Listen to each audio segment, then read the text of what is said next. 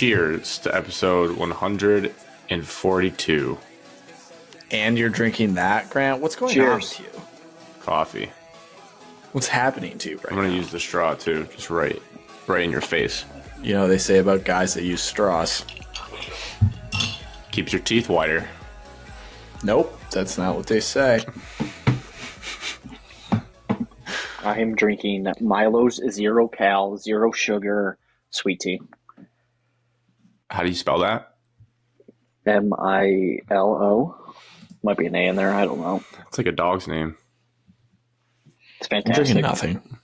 Nothing again, Alex? I just walked in, changed my clothes, and sat down because you guys are on Eastern time and I'm on Central Milo's time. before. And Evan said that he could do the podcast at 3 o'clock today, so I felt like I needed to get going. That No, I'm was just saying, that was just like Grant said what time he was available, and I was available. That was basically you saying, like, you better do it right away when you No, can. Alex, you could have said, like, hey, I'm not doing it until 8 o'clock. I want to get home and eat. I would have been totally fine with it. I mean, last week, Evan, you gave me a eye roll when I said I was still at work. So, I that's can't because really I was tell with rushing you. myself last week. This week, I got nothing. Alex, Evan's been sitting in that chair like this since 3 p.m. Since waiting 3. for you. Did you have work today, Evan, or like what's going on? Yeah, I had work today. And Morning the school and break morning, starts. afternoon. Today. It lasts today. I have no Pretty school much no tomorrow. one's working tomorrow. So I have to work I was tomorrow. given the option to work a I'm half day working. from home. I'm working. I am working because Look at us. as a group, we have to keep America running. Yeah. Yep. Podcast late into the night. Wake up. Get after it. Yep. What are we going to talk on today's show? The game. Always wanted to say that. That was really good, Alex. We're going to talk about what we did in our last weeks in our lives. And then we have NFL Week 11 recap. Lions versus the Bears. Living my food dream right now. Hot Mini and corn dogs spicy, and though. Cheez-Its. That's not great. Hot and spicy are only good for like a handful. I couldn't just binge eat those. Yeah, extra toasty or bust. Oh yeah. Oh yeah. Good stuff. NCAA Week 12 recap, Michigan versus Ohio State game preview, and then miscellaneous, some updates on the MSU coaching search. Butler played Michigan State. I was at the game. Thanksgiving, we got to get into any food topics or what you're thankful for on this show. And then Pistons, they need to be What talked about SOL? The Lions. You know? I did Lions Yeah. versus Bears. You didn't mention that out loud. I didn't say SOL, but I said Lions versus Bears. No. There is one listener question I just didn't got hear asked not that long ago. I'm going to put it in the show doc, just FYI. Perfect. And I also have, Evan, we kind of have a guest on the show. We don't. We do, but we don't. We have a text from Wyatt offering some Bucknuts perspective in this weekend. So look forward to that little tease when we get into the game. The game. Alex, you should call this thing. I could to do a better job than Gus Johnson. I didn't even do the date. I'm so into ball. It's Grant, Tuesday. you're kind of acting like a freak right now. It's November 21st, 2023. It's 7:22 p.m., 6:22 p.m. Central Time, and it's feast I would have week. asked that question anyways, Evan. It's feast week. Oh yeah. You know, Feast week. Feast Week, just on that topic. I don't know if you guys have seen the Maui Invitational Field. I know most people don't care about November college basketball, but it is loaded. What a field. Big Maybe the games best tonight. ever. Really? I want to see Dalton Connect play again because people are just Dude, he's good. over him all over social media every day. Dude, that he's I look. really good. He's really good. I was very impressed with him in a scrimmage. And you know how it is when you're a white guy playing high level D1 Yeah. basketball. You really got to prove When it. you're cramming on people as a white dude, that's even more surprising. Speaking of crams, we'll get to that. The dunk. The game. The game and the dunk. The dunk. What a podcast. And the catch from Montori Foster. We probably won't talk about that game too much, but that might have been the dumbest thing I've ever heard. The catch. Alex, Spittoon. you start us off with what happened to you since Monday, November 13th. Oh, pretty bad week. Well, Alex, before you say anything, I was live when G received the phone call. Could you hear me? No, I couldn't hear a single word that you said. Blazing up in F-bombs. I was very angry. What's the off the record of that? Oh, that's not off the record. I'm getting to it. Oh, so Monday, we talked on Monday. So Tuesday morning, get to work about 10 a.m. They're like, hey, the water isn't working. Apparently, like, water outages in Texas happens all the time. It seems ridiculous because I've never had it happen to me in my life, and this is the third time it's happened at work, where like the water just straight up doesn't work, so you can't go to the bathroom, basically. Or like no sinks work. Correct. Like the water just doesn't come out. So that's at like 10 a.m. I'm like, I'll try to hold out till lunch. I don't have to pee too bad. 12:30 hits. I'm like, all right, lunchtime. I usually go home for lunch. So I went home for lunch. I was planning on just staying at home at that point, working at home the rest of the day. About 12:45, I get an email that we're good to come back into the office if we'd like. All clear. I don't work that well from home, so I was like, I will. I live like 5 minutes away. I'll just go back. Shouldn't have went back, because then when I exited the building at 5:30 p.m. sharp, because I had to go watch Michigan State play Duke at 6. So I had to get out of there right on time. Walk out. I'm walking. So our staircase, like when you park in the parking lot and you walk in the building, there's a staircase. I'm on the top floor, so it's like all glass staircase. Yeah, we got it. It's an all glass staircase. So all glass staircase. That's wild. So let's stop there. That's wild. So you're walking. So when you're walking in the stairs, you can see out into the parking lot. So I come out of my office area into the stairwell, and I look outside, and there's 4 people standing around my car. I'm like, oh no, that can't be good.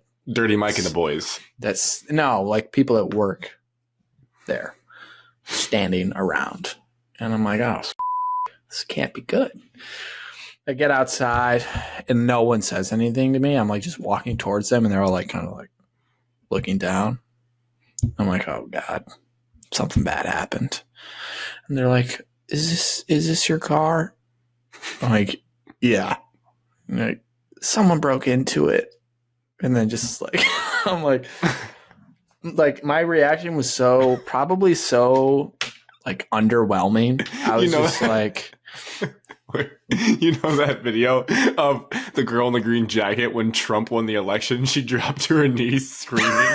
I'm like, what if that was you? No.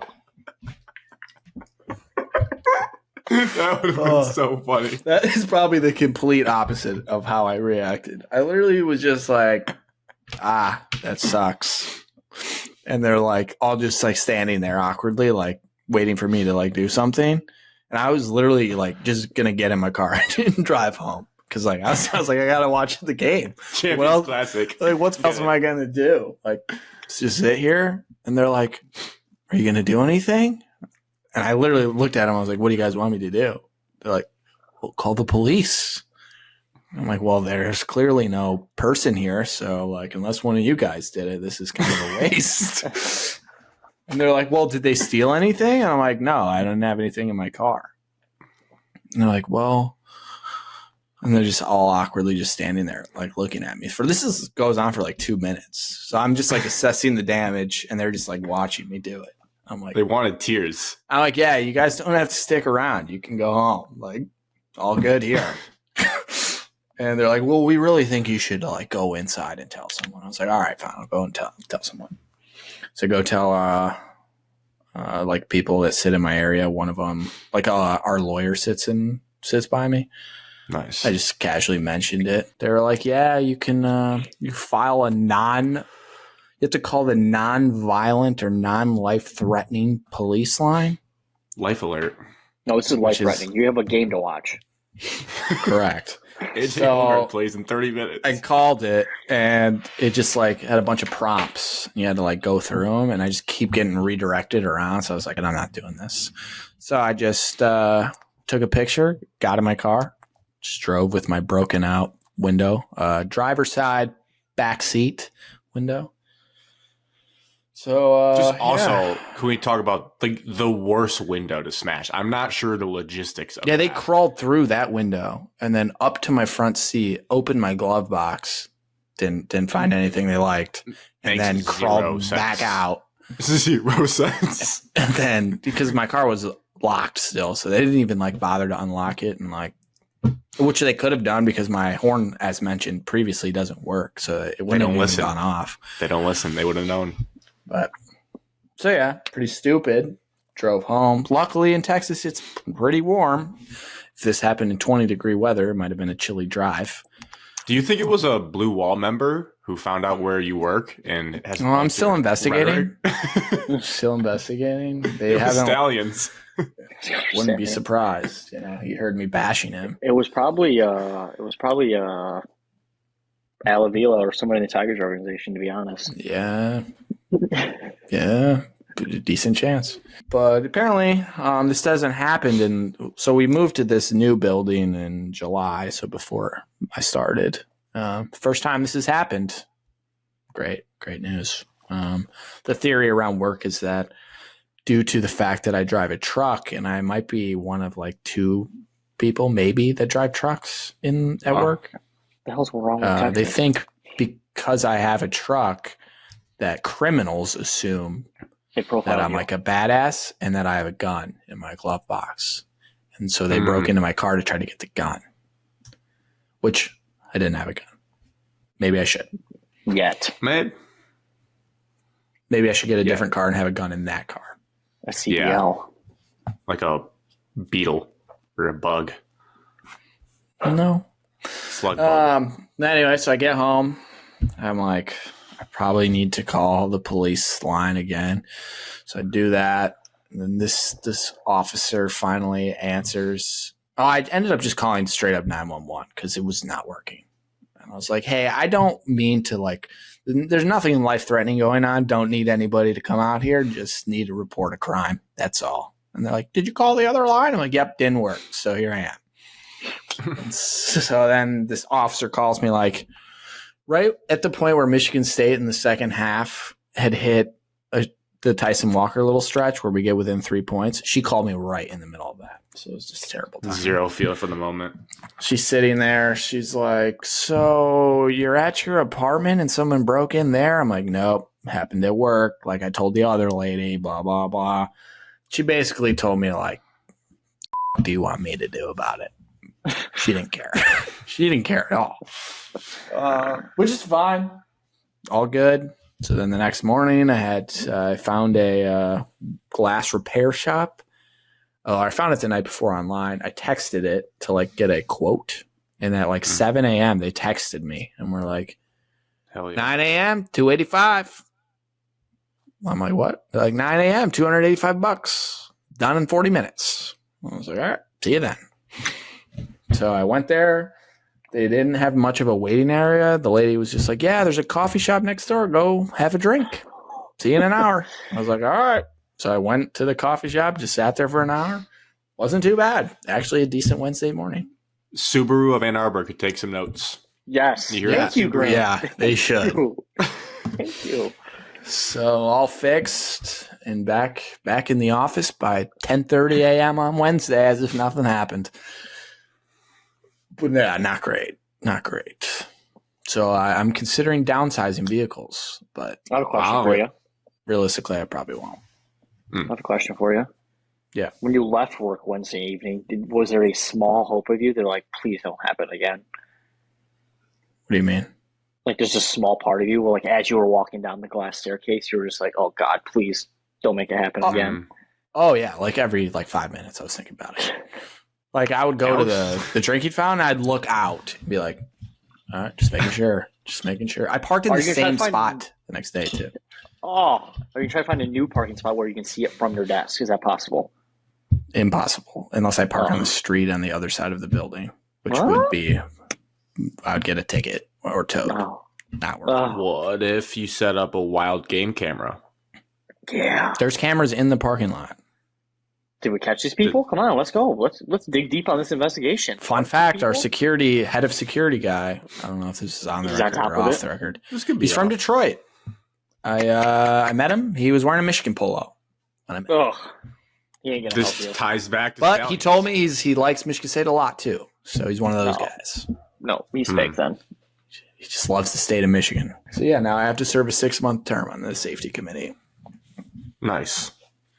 Other than Do you get that, a neon vest for that? Like a crossing guard? Or like the little I honestly don't clue what you have to do for it. I have no idea. With the belt and what's Safety patrol? Safety patrol. Safety patrol at Herrick Park. Yeah, it's basically you want to talk about adult safety patrol.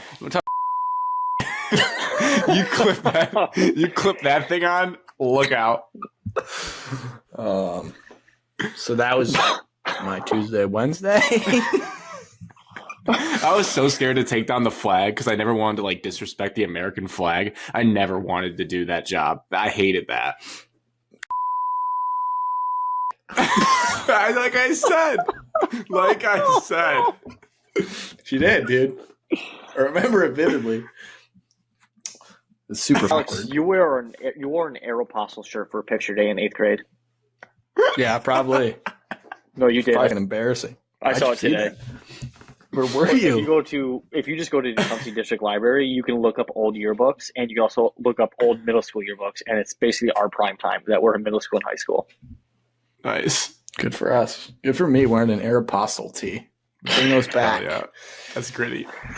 What did I do the rest of the week? Friday was the first time I watched a Michigan State basketball game start to finish this year, so that was nice. Since Tuesday got ruined for me. Didn't see the first half of that game, by the way, due to all this. And then Saturday was like all-time veg day. Did not do anything at all. It's like, I've had a bad week. I'm not going to leave this couch. I didn't. I watched football all day long. It was great. Hell yeah. Then Sunday, I just tried to be, back to normal productive. And I watched a dude bench nearly 400 pounds yesterday. It was one of the craziest things I've ever seen. And he did it. So he had 345s and then 345s. 345s plus the bars 45. So 645s plus 45 plus he had 310s on each side. So he didn't even have any room to put any more weight on it because he was using 310s instead of a 25 and a 5. Not sure. He's looking around for people to get a spot. 375. He's looking for a spot. He looks at me. I just instantly look away because I am not. No, sorry, buddy. Buddy, I am not your guy for this. I can't. You pulled up the video of your benching fiasco. Said I am not that guy. It was literally if he does ask me, I'm not going to be able to pull that up. You're not needing to pull it up. You just help him you help him raise it up. But if it goes south, what am I going to do? Yeah. I just looked away. I was like, I am not your guy, man. I am not your guy. So he finds this other big, large dude. And this dude spotting was the most casual dude ever. He had one hand out, other hand in his pocket, just watching. Dude just repped out 2 of them. Pretty wild. Wow.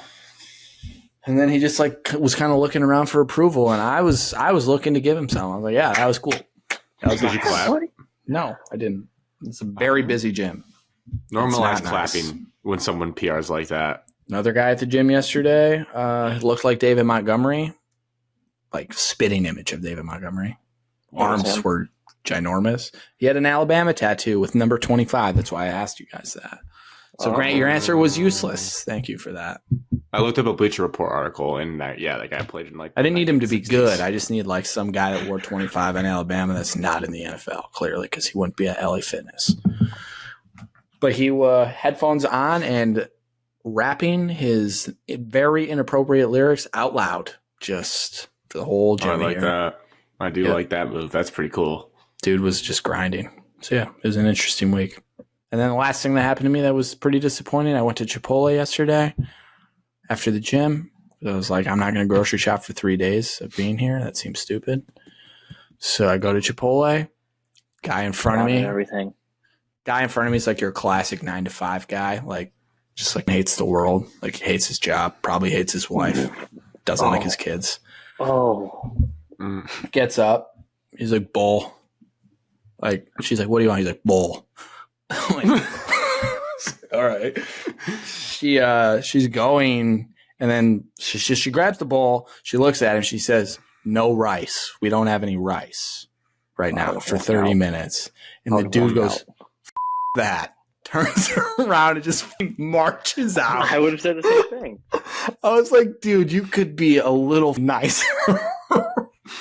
Like this girl, she's like 19. This dude's like, that. Just turned around, marched out.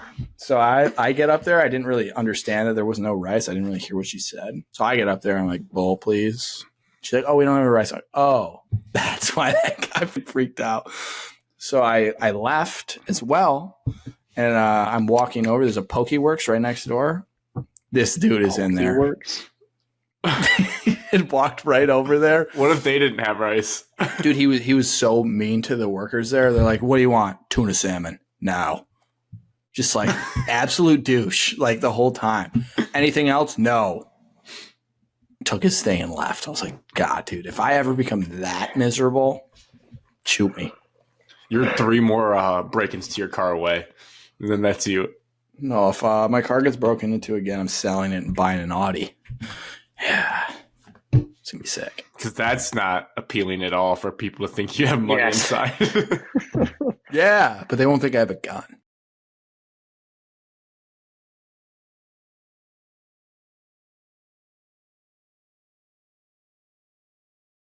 Let's see. Sorry, we did a podcast on Monday. Tuesday took the adventure up to the greatest land in Michigan, in Kingsley. For the final time. The final time. The last hunting trip on the Kingsley property ever. I confirmed that this weekend. Yep. There was actually the most I've ever seen in my life or heard in my life, Alex. Like it was the last, how many years have been going? 5 years? 5, 6 years? I got a memory today that you had a picture of you 4 years ago, so at least 4. Yeah, but it's because you fidget, Evan. I don't fidget. Everybody else sees deer. You know. The second and third year, there were 0 deer out there. Okay, yeah, sometimes the most deer. Usually, there's not many. Worst possible luck on Wednesday morning, first day of gun season. I'm sitting in front of the podcast, Cody with a K's tree stand. That thing was too comfortable to sit in. You fell asleep. Too comfortable. I kept myself awake the first morning. So it's around 9 o'clock. Boom, gunshots are going off left and right. And one was super close. Mark shot at a deer. Oh, yeah, he missed. Yep, 9:30 rolls around. I see Lou passing, thinking, okay, Lou's going to go check out. Help Mark, see if the deer's there or whatever. So I get down because I'm responsible for the four-wheeler. I was just hanging out with the four-wheeler. We're on the way to the four-wheeler. I jump a doe. Because you fidget, because you couldn't wait 20 more minutes, Evan. Walking. Okay, whatever. To go to the 30 more minutes. Just in case they needed the four-wheeler. Okay, so I'm sitting at the four-wheeler waiting around for a while. And I was like, they don't need me. It's after 10 now. It's like 10:15. I was like, I'm just going to start this bad boy up and leave. So I got on it, started leaving. So I'm driving past where the tree stand. There's a little trail that the tree stand sits on. I turn and look. There is a buck staring at me while I'm driving the four-wheeler. I was like, you got to be shitting me. It's literally just staring at me. As soon as I raise my arms to reach for my gun, it darts away. Oh, that's when you need like a throwing knife. Or just get off the four-wheeler and hunt it down. Yeah. I should have. Chasing down with a four-wheeler. So that was the closest encounter. I saw a spike. Imagine if you would have waited 30 more minutes. Correct. I would have had Might have killed your first freezer deer. full of venison. Yeah, I know. But the hunting trip all in all was always fun. Great time. Hilariously fun. I think the weather was too nice for some people. That was my whole week and weekend because I was gone for basically got back and I got to sit down and enjoy Sunday football. Other than that, that was it. Basketball season is in full swing. First game's a week from today. First game a week from today. Today's Tuesday. I'll 1 be week from there. today, on the 28th. All those Thanksgiving basketball practices like around there are such a joke. That sucks. Yeah, You because don't the guy like the season's a week Friday early. morning basketball Getting practice nothing after Thanksgiving. accomplished. Yeah, just getting nothing accomplished. Other than that, that has probably been the highlight of my week. Well, Evan, Nice. I have a question. How's I have an answer. living away from your parentals now? How's that going? I've been so busy, and my roommate Ben has been kind of busy. He was in LA. I was home. He was home. I was up north. Have you guys even So, talked to each other yet? yes, Like, you guys see each other? yes. It seems like you guys are never there at the same time. Like, did you watch football together Sunday? No. Oh. He went over to his parents' house. So, yeah, not much interaction between the two of you. Do you guys share food? We You had any haven't really berries incidents? Berries incidents? Grant and I had a very infamous berries incident once. We haven't shared any food yet. No, we haven't. But I've barely been home. I think I've ate Do you use his condiments? I did. I did today. I used his mustard and ketchup. Dicey. We share Condiments coffee. are We fair share the game. same coffee grounds. Do you guys like make Sure. a pot and then you guys just both take from it, or like how's that Yes, work? correct. Share a toothbrush. Share a bed? About to. That wasn't funny, Alex. It was. Other than that, that's the highlight. Enjoying the new living quarters, I can tell you that. Nice. My week was heavy. It revolves around Christmas, I would say. Gross, dude. Was the good theme. I know. It's I know. It's Thanksgiving. the first. I hate people that do that. And Hate them. overall, now that I've done both sides, I definitely prefer waiting till after Thanksgiving. The one stipulation that I can say I kind of understand why Marissa wanted to get them up now, because we're going away for Thanksgiving. So by the time you get back, you just had a long trip. You're getting back into the work week. You're not really thinking about decorating. You don't really want to do it the next weekend. It's like Big Ten Championship weekend, got a company holiday party. So we just shopped for Christmas decorations this weekend, hung most of them up. You can actually see two of them behind me. Now that I look, there's that tree. I can't see. There's a little gnome. I hate that gnome. I don't like that gnome. I'm very peculiar about my Christmas decorations. So I was calling some About shots. everything, actually, I'm sure. I was like, if I'm going to give in to this and we're going to decorate, we're going to do it right, I'm going to at least make my opinion heard, And I can be swayed both ways. I was like, I'm going to voice my opinion. I wanted to. I still think this would be sweet. You guys have both seen the apartment.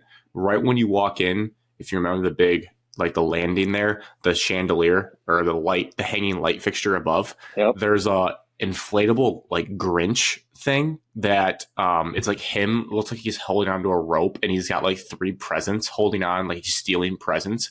I want to hang that. I want to buy it On and the hang it chandelier. from the light. So like you walk in and the Grinch is like stealing presents right when you enter the apartment. That All got for shot it. down. No, I'm That not got for it. shot down. Nope. But I'm going to keep pushing. I'm gotta going to vote keep here. pushing. You got one vote here. You might Yeah, run two. into it when you walk I'll vote in, for that. but I think it'd be cool, I think it would be cool. How many visitors are you guys getting? Come on. I mean, not a ton. And if they are, it's not like people, friends and family. Like, who cares what they think? I mean, they're going to still love us no matter what. So Never loved you. to I say we begin do with. it. Right. Christmas tree, we still got to get that. The one we tried to pick out was sold out Great everywhere. So Yeah. Real or fake? It's going to be fake. It's going to be fake. Just get one on Amazon, dude. I've always been real. Like my parents we'd go to the place that starts with a B in Adrian. Barrett's. Yeah, we'd go there, get a tree. We're a fake family. But in an apartment with like the carpet and just cleaning and all that stuff, it's just going to do fake. We had a real tree in my first few years of childhood. Fake tree's so much better, so much easier. Looks so much better. Easier. There is something though with the real, like it smells nice. There's some nice, yeah, it smells nice, and there's like a vibe it gives off. Like having the living tree in the middle of your living room is kind of a cool thing. Kind of ridiculous if you really think about it. It's fresh. Let's put a live tree in our living room for a fake holiday about a Santa Claus that doesn't exist. Yeah. And then spoilers. Sorry, kitties. Sorry, Jason. I know he didn't know. Went downtown Rochester yesterday. We had some visitors. Speaking of visitors, we went out to get dinner in downtown Rochester. Downtown Rochester, it was the first night of their massive Christmas light show. Starts November 20th, runs to like after New Year's for a little bit. It's insane. If anyone's never heard of it, look it up. They shut down the entire main street. Every single like small business has lights draped over the front of it, and they're all just like lit up different colors. It is super bright, super cool. But it was a zoo down there because it was the first night. There's just a lot of people. It was fun though. I enjoyed seeing it. We actually got into a restaurant, didn't have to wait too long, which was nice. There was a funny interaction though. Funny, weird interaction, confrontation going to the restaurant. So we put in our name at a restaurant. They said it'd be an hour wait. It was not an hour wait. We went to a couple other shops down there that were open, walking around, just wasting time. And then like 20 minutes later, they call us, all right, your reservation. So we're walking back to the restaurant, and Trisha is in the front of the pack. She's walking pretty fast, getting back to the restaurant. I'm I don't know, 5 yards, 10 yards behind walking. And I just yell out like as a joke, like, Trisha, they just gave your reservation away, like messing with her because she's walking super fast. Like she's panicking that they're going to take it away because it's like a 5 minute And then walk. they did. No, and then there was a guy, a grown ass grandpa standing like next to her, like walking alongside her. And he just turns around and goes, you shut your mouth. Like you shut your face. And like points his like, his like big finger. He's like, they're not taking my reservation away. Like, I don't know if he thought I said his name or what, but I said Trisha very clearly, like loud. And he thought I was talking. He had a shut your face. It was like, you shut your mouth. Like wagging his old, like, but he was friendly. It was like a friendly vibe. That came off like friendly tone. Joking. Well, he did have a reservation at the same restaurant we were walking to, so he was thinking about that. What? Sorry, I just remembered. I always leave the freaking oven on, dude. I always leave it on. Oh, that's actually not. That's a red flag. No, it is a bad, bad clean it out. Hope Ben's not listening. Anyways, so then he didn't go. He just walked with me the rest of the way to the restaurant. So we're just chatting it up. And I don't know what his like. To this day is one of the more baffling things I've ever been a part of. Like he thought I was talking to him, and then I was like, "Yeah, we have a reservation too." He's like, "Yeah, so do we." And I was like, "Okay." Like I was talking to the lady that I like. That's in my group, but we ended up getting to the restaurant. It was good, and then went to East Lansing, caught up with some people. Game aside, nice to see Cody. Nice to see Paige. Got a drink at the Jolly Pumpkin post game. Debriefed about what we had just watched in the Breslin Center. Saw Jason, peed next to Jason. Saw Colby doing his job. Not very well. Waved to Connor in the student section. And then that's pretty much it. So that was my week.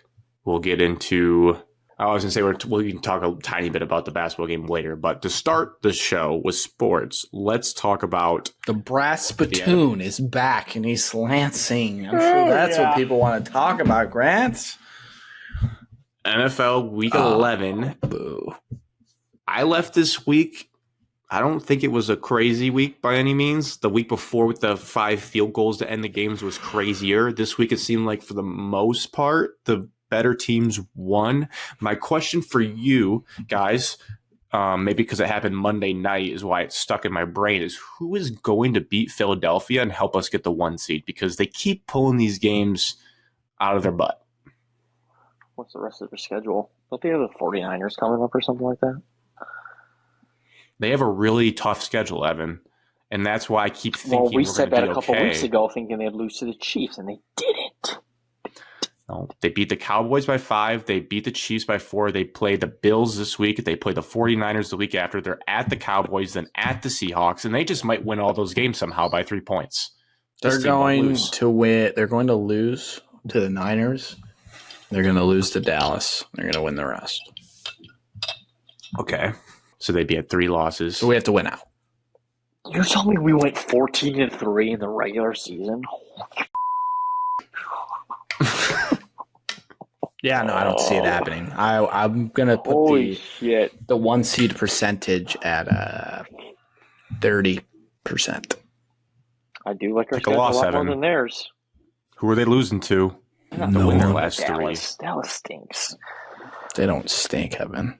At Dallas. Oh, Sunday hey, night, do you though? know that Monday Night Football is now flexible this year? Yes, starting this week. FYI. Do you know our Saturday game against the Cowboys is technically Monday Night Football? Yes. It's awesome. It's the last one, Saturday. Oh, my Kind of God. sucks, actually. I wish it was on actually. We're going to go in Saturday night. So the Eagles are a problem. That's really my main takeaway from the NFL. I mean, this That week, Dan Summer's a problem. Is he on the Eagles? Activated on the active squad last night or Monday. Couldn't tell you a single fact about that guy post Michigan State, as it should be. Oh, I guess the Vikings loss was a huge one in terms of our morale.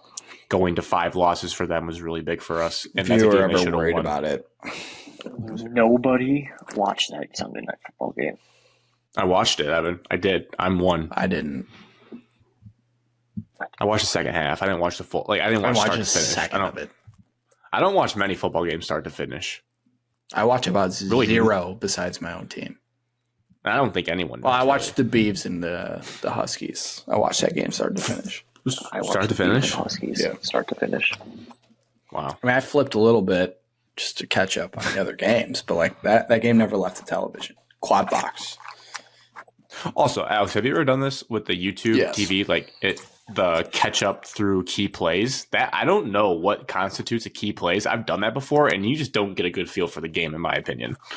Yeah, I've used it. It's garbage. It's just basketball's better. They choose decent ones for that. But what is that noise? I don't know, Evan. Are you munching something? What are you doing with your fingers? I'm not doing anything with my fingers. It was on my whatever just fell out of your hands. Nothing fell out of my hand. It's I just saw something fall down. There's nothing. Let me go front pick of it you. up. It was in front of you. I swear to God, I saw something fall. Scratching my beard, like it was just like the JFK file. A crab rangoon fell out of your beard then because I saw it. Wind it back. There's nothing in my beard. I think it was just the speakers. We will. Grant, please, when you're going back and doing that, like I need a slow motion video of whatever was dropping in front. To 44 minutes. Nothing fell out. Dude, Are you sure the oven's off? Are your headphones still in your ears? Yes, I turned them sideways. Does it sound worse or bad? No, you sound fine. You were just touching something with your hands. I could see it. It was rubbing up against my beard. That's what it was, so I moved them. Put your hands down. I'm going to put them back exactly how they were, and it's going to bug the shit out of you when I start moving around. Can't hear a thing. Lions. My hands were right here when you said, what is that noise? And I moved up to We'll watch the tape. You know how we talked about the Progressive commercial where they throw the challenge flag? We're actually going to see. We're going to see. I'm throwing it. Lions, Bears, our team. Great win. Never doubt. Always good. I actually dominate was your out rival. for a while. I went back and deleted a text message in our group chat just so I wouldn't be called out for it. You went back and deleted it? I deleted a text message in our group chat. That way I wouldn't be called out or screenshotted by you. One where you It's said funny it's you- over. It's funny you said that, Evan, because I was scrolling back through because there was a lot of text on Sunday, and I was like, oh, I felt kind of bad. Evan said this game was over too, and I didn't say terrible take to him. I just said it to Cody and Wyatt. So I should have retroactively done. I didn't terrible take forget to about Evan what as Evan well. said. I deleted it as soon as we won. I went back and I was like, delete this conversation, delete that message. But we can still pull that. We can still see Yeah, we it. probably still have it. I We might. deleted it. I'll look right now. I'm going to tweet it if I have So it. if I delete a message, it's just I delete it from myself, not Yes, looking at Probably. it. Or it should Pretty delete sure. from the whole conversation. Everybody can't see it. I sorted. I know. I think I know what you said, Evan, because I remember seeing. I it. remember So seeing I it. said ball game. Period. L. That's right. I just typed in L, but there's too many L's, so I'm gonna try ball game. I think it said ball game or it's over. Ball game L. Found it. No, That's I not- deleted it. It's not gone, Evan. It's right Nope. there. Right after Wilkins' roller coaster. What is the Yep, I see it now. What is the purpose of deleting a text message just so I don't have to see it? No, it should be deleted from the whole conversation from everybody. That's asinine. Apple's. I The record is set straight now. All right. Let's see what else. Okay. So they were spitting out some facts, and I was thinking about this game. They said 70% of the games in the NFL are one possession games, either this year. I believe it's like this year's stat only. And also, it's like the in division. Grant, you always talk about this, how like division opponents are just so much harder to beat because you play them twice. And I'm always the opponent of like, no, there's no way. It's like, come on, just the better teams always have to win. But it just made me realize, hey, a win's a win, no matter how ugly it was for most of the time. And you played like shit, but you still won. You played well for, I don't know, probably 25% of the game. And the rest of the 75% of the game, you played like shit. Mm-hmm. I guess I'm saying I just appreciate the win. I'm not going to be a hater on how well we like the overall. You were gist of the being a game. hater, though, Evan. Because during the game, because when you're down 12 with under 4 minutes left, you're supposed to lose that game, and the Bears did, and two Some runs of up the us. middle, stuff, and then we're going to chuck it deep to a guy that we've never heard of. Some of us, Evan, never gave up. And you should try it. That's Winning does fix everything. That because I also- did I write also- down as my question. could have cared less that day because I was really focused on CD Lamb catching one more pass. I was Did really that hit? focused I meant to on ask you. It did not hit. beating CD Grant in fantasy. Lamb was one catch short of $264. That sucks. Yep. I'm sorry, Evan. At least the Lions won. So what are the? I know the Chargers. So we kind of had two similar games. The Chargers was less doomsday. I think it's the Bears because we got out to an early lead. Like if you just grab a lead early, or have some control, you feel like it's a better outcome. And we asked, like, are you celebrating the win or worried more about future things? I asked that same question again after this game. Evan, you kind of said you're enjoying the win. Alex, do you have any big worries after almost losing to the Bears? Are you chalking it up to division opponent, Justin Fields, mobile quarterback? Like, what are your thoughts here? We can't stop mobile quarterbacks. It's pretty obvious. Spin zone. Offense seems to be able to do what it needs to do to win games. So I'm not worried. I didn't learn anything new, if that's what we're wondering. I guess the obvious question then from the game is, are we looking at this as an outlier golf game, or are there any nerves going forward? Well, let's just talk through his interceptions. The first one, Laporta ran into dude. So Also, could that not be a case for defensive pass interference? Because I Within thought about 5 that yards? later in the game. Was it 100% within 5? illegal contact. It was not within 5. Like, He was I know not you making a can't, play like, on the just- ball. We got a ton of cheap penalties, and I was just like, between the Chargers and this, and I was like, I mean, he ran into a guy. It's not Laporte's fault. A guy ran into him while he was running his round. I was like, could have used a PI there. So, But yeah, to your point, Alex. first pick, that one. What was his second pick? Second one was the worst pick he's ever had. The one to Edmonds. Shoulders were square, feet were square, off his back foot, and threw it late back into traffic. Third one was deflected at the line. Third one was okay. So second one shitty. Third one deflected. Second one was shitty. No, there was not a fourth one. But the fourth near one that should have been. That was the worst of everything. That was the worst. That was when throw. I was like, yeah, but decision throw like that. But I was like, oh my god. You look at Goff's last two drives: dot to JMO, Tutty, and then precision drive to win the football game, and he never looked rattled. Like most quarterbacks that go throw 3 picks, they don't have the stones to have 2 huge touchdown drives back to back after playing like dog shit all game. So worried? No, that's my quarterback. I wasn't worried too bad. Alex, before you finish your thought, I wasn't worried too bad. Like you said, the first one, whatever. Second and third ones, I was kind of pissed at. But like, it's not like we waited. But like the end of the first half, he went right down the field and scored 2. We had a lead at halftime. He had good moments mixed in with his bad. The throw to Monra for that touchdown was high level too. Yeah. But what I was going to say is it is very interesting to watch how fast our fan base is able to turn on Jared Goff, like within like 20 seconds. It's just insane. Like the amount of text about how bad Goff is. Goff stinks. We'll never go anywhere with Jared Goff as our quarterback. Blah, blah, blah.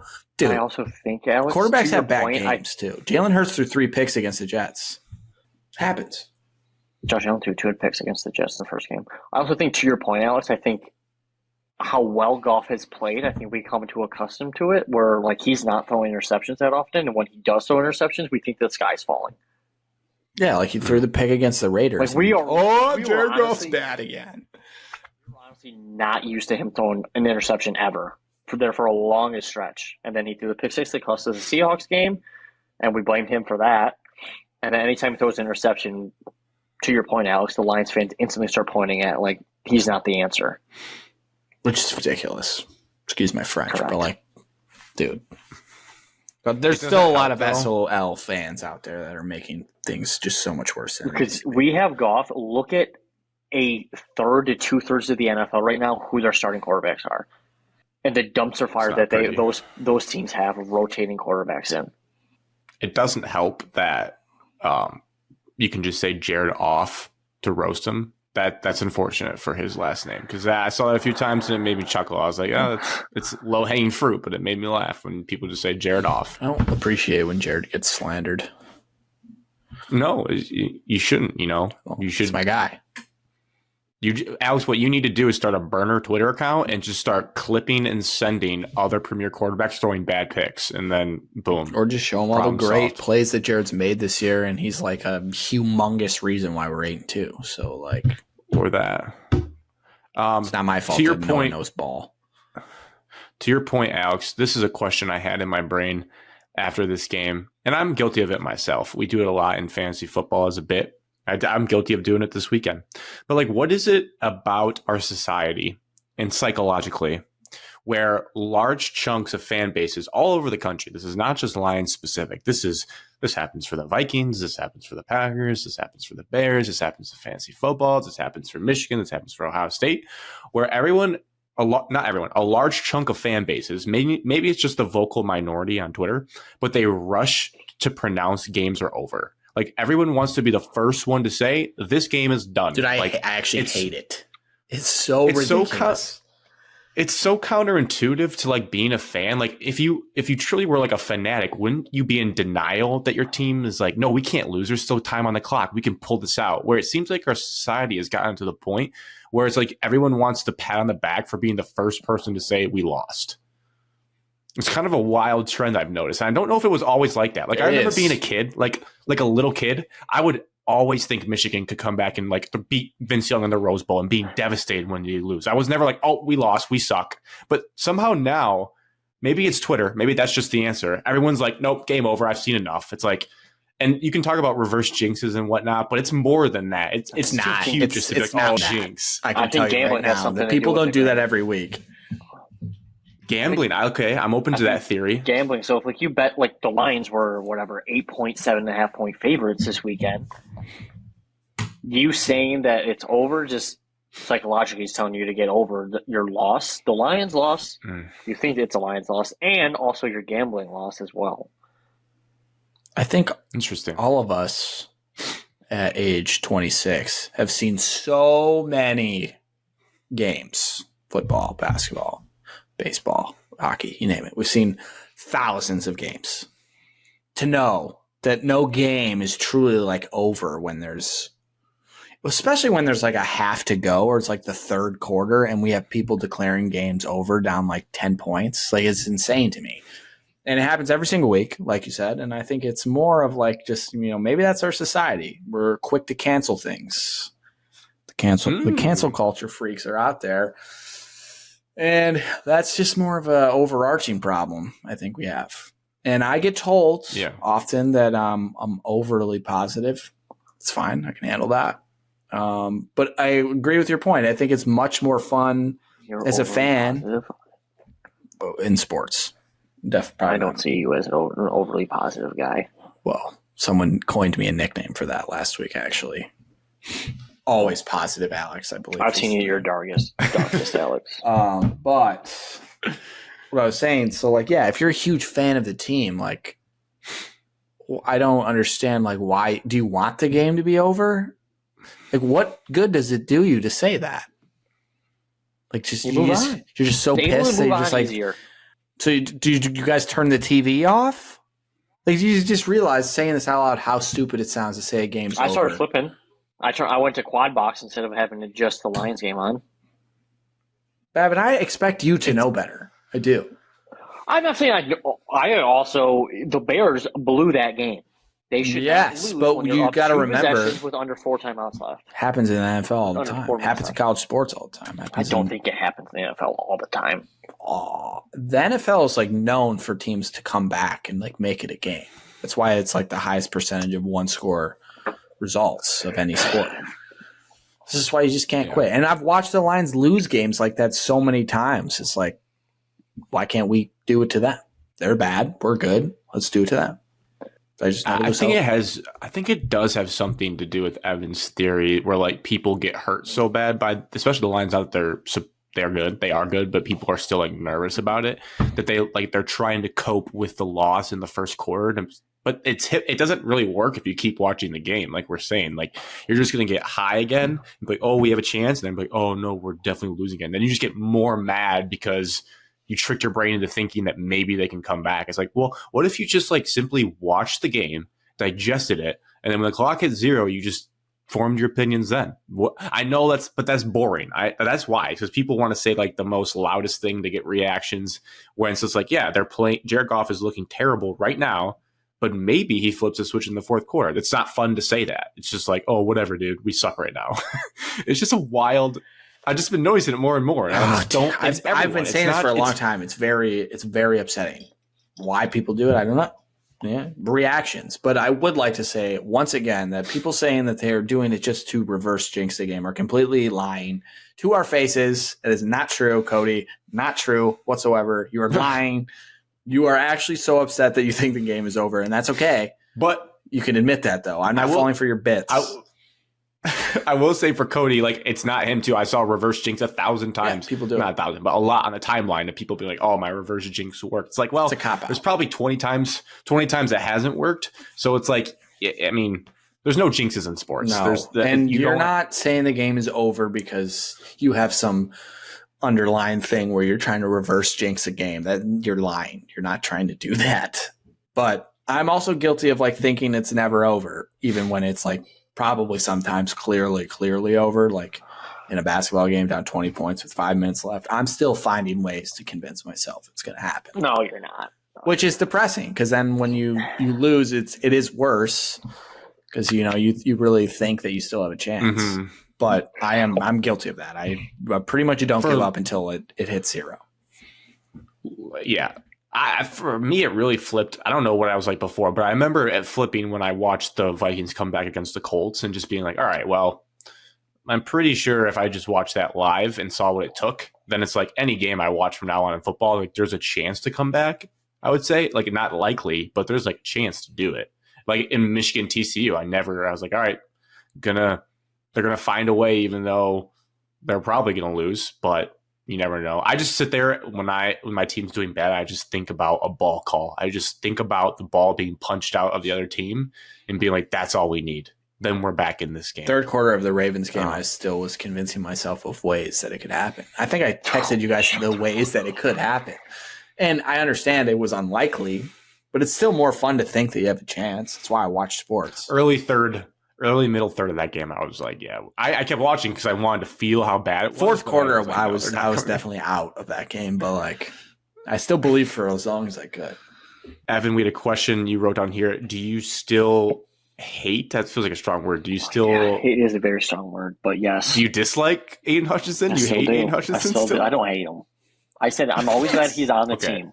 However, he's not producing like he should be, and he's getting overhyped in the media for one front-running play that didn't really matter in the game. Well, did you really think the Bears were going to go down the field and win? No, but they could have tied it. I thought they would. I thought they'd get up chunk get plays. a chance to kick a field goal. I was not worried at all. I thought for sure that game was going to overtime. 20 seconds I left? did. I mean, I watched 29 seconds left. I watched him run for 20 yards on 3rd and 15, so I don't know. I thought it could happen. You can't tell me you didn't sit there, Evan. You didn't get excited. Well, maybe you weren't actually watching because you were one of the people that said it was over. So I did. I was watching. Grant and I were the only two watching.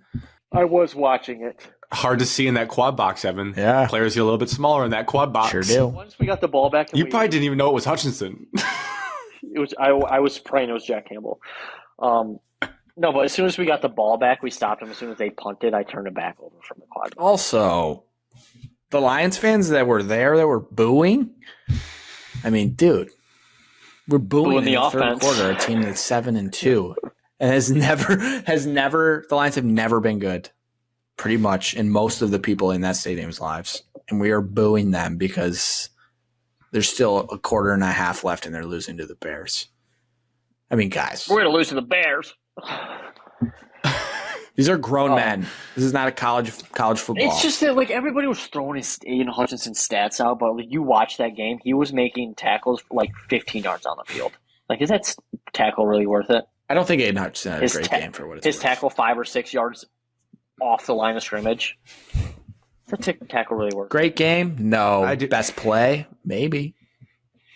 I do think it's tough though, and I know it sounds like a broken. Like, we've probably had this conversation so many times, and if there's one critique you can make on Holmes, it is like, as we get further removed, signing Bruce Irvin is not going to cut it. Like, there could have been something done during that, and they'll have to try to figure it out. But like, if you went down all the other people in the NFL that people like expect Hutch to produce, like, they're like Robin. You know, if Hutch is Batman and you look at other defensive edge rushing Batmans, their Robin could probably run laps around our Robin.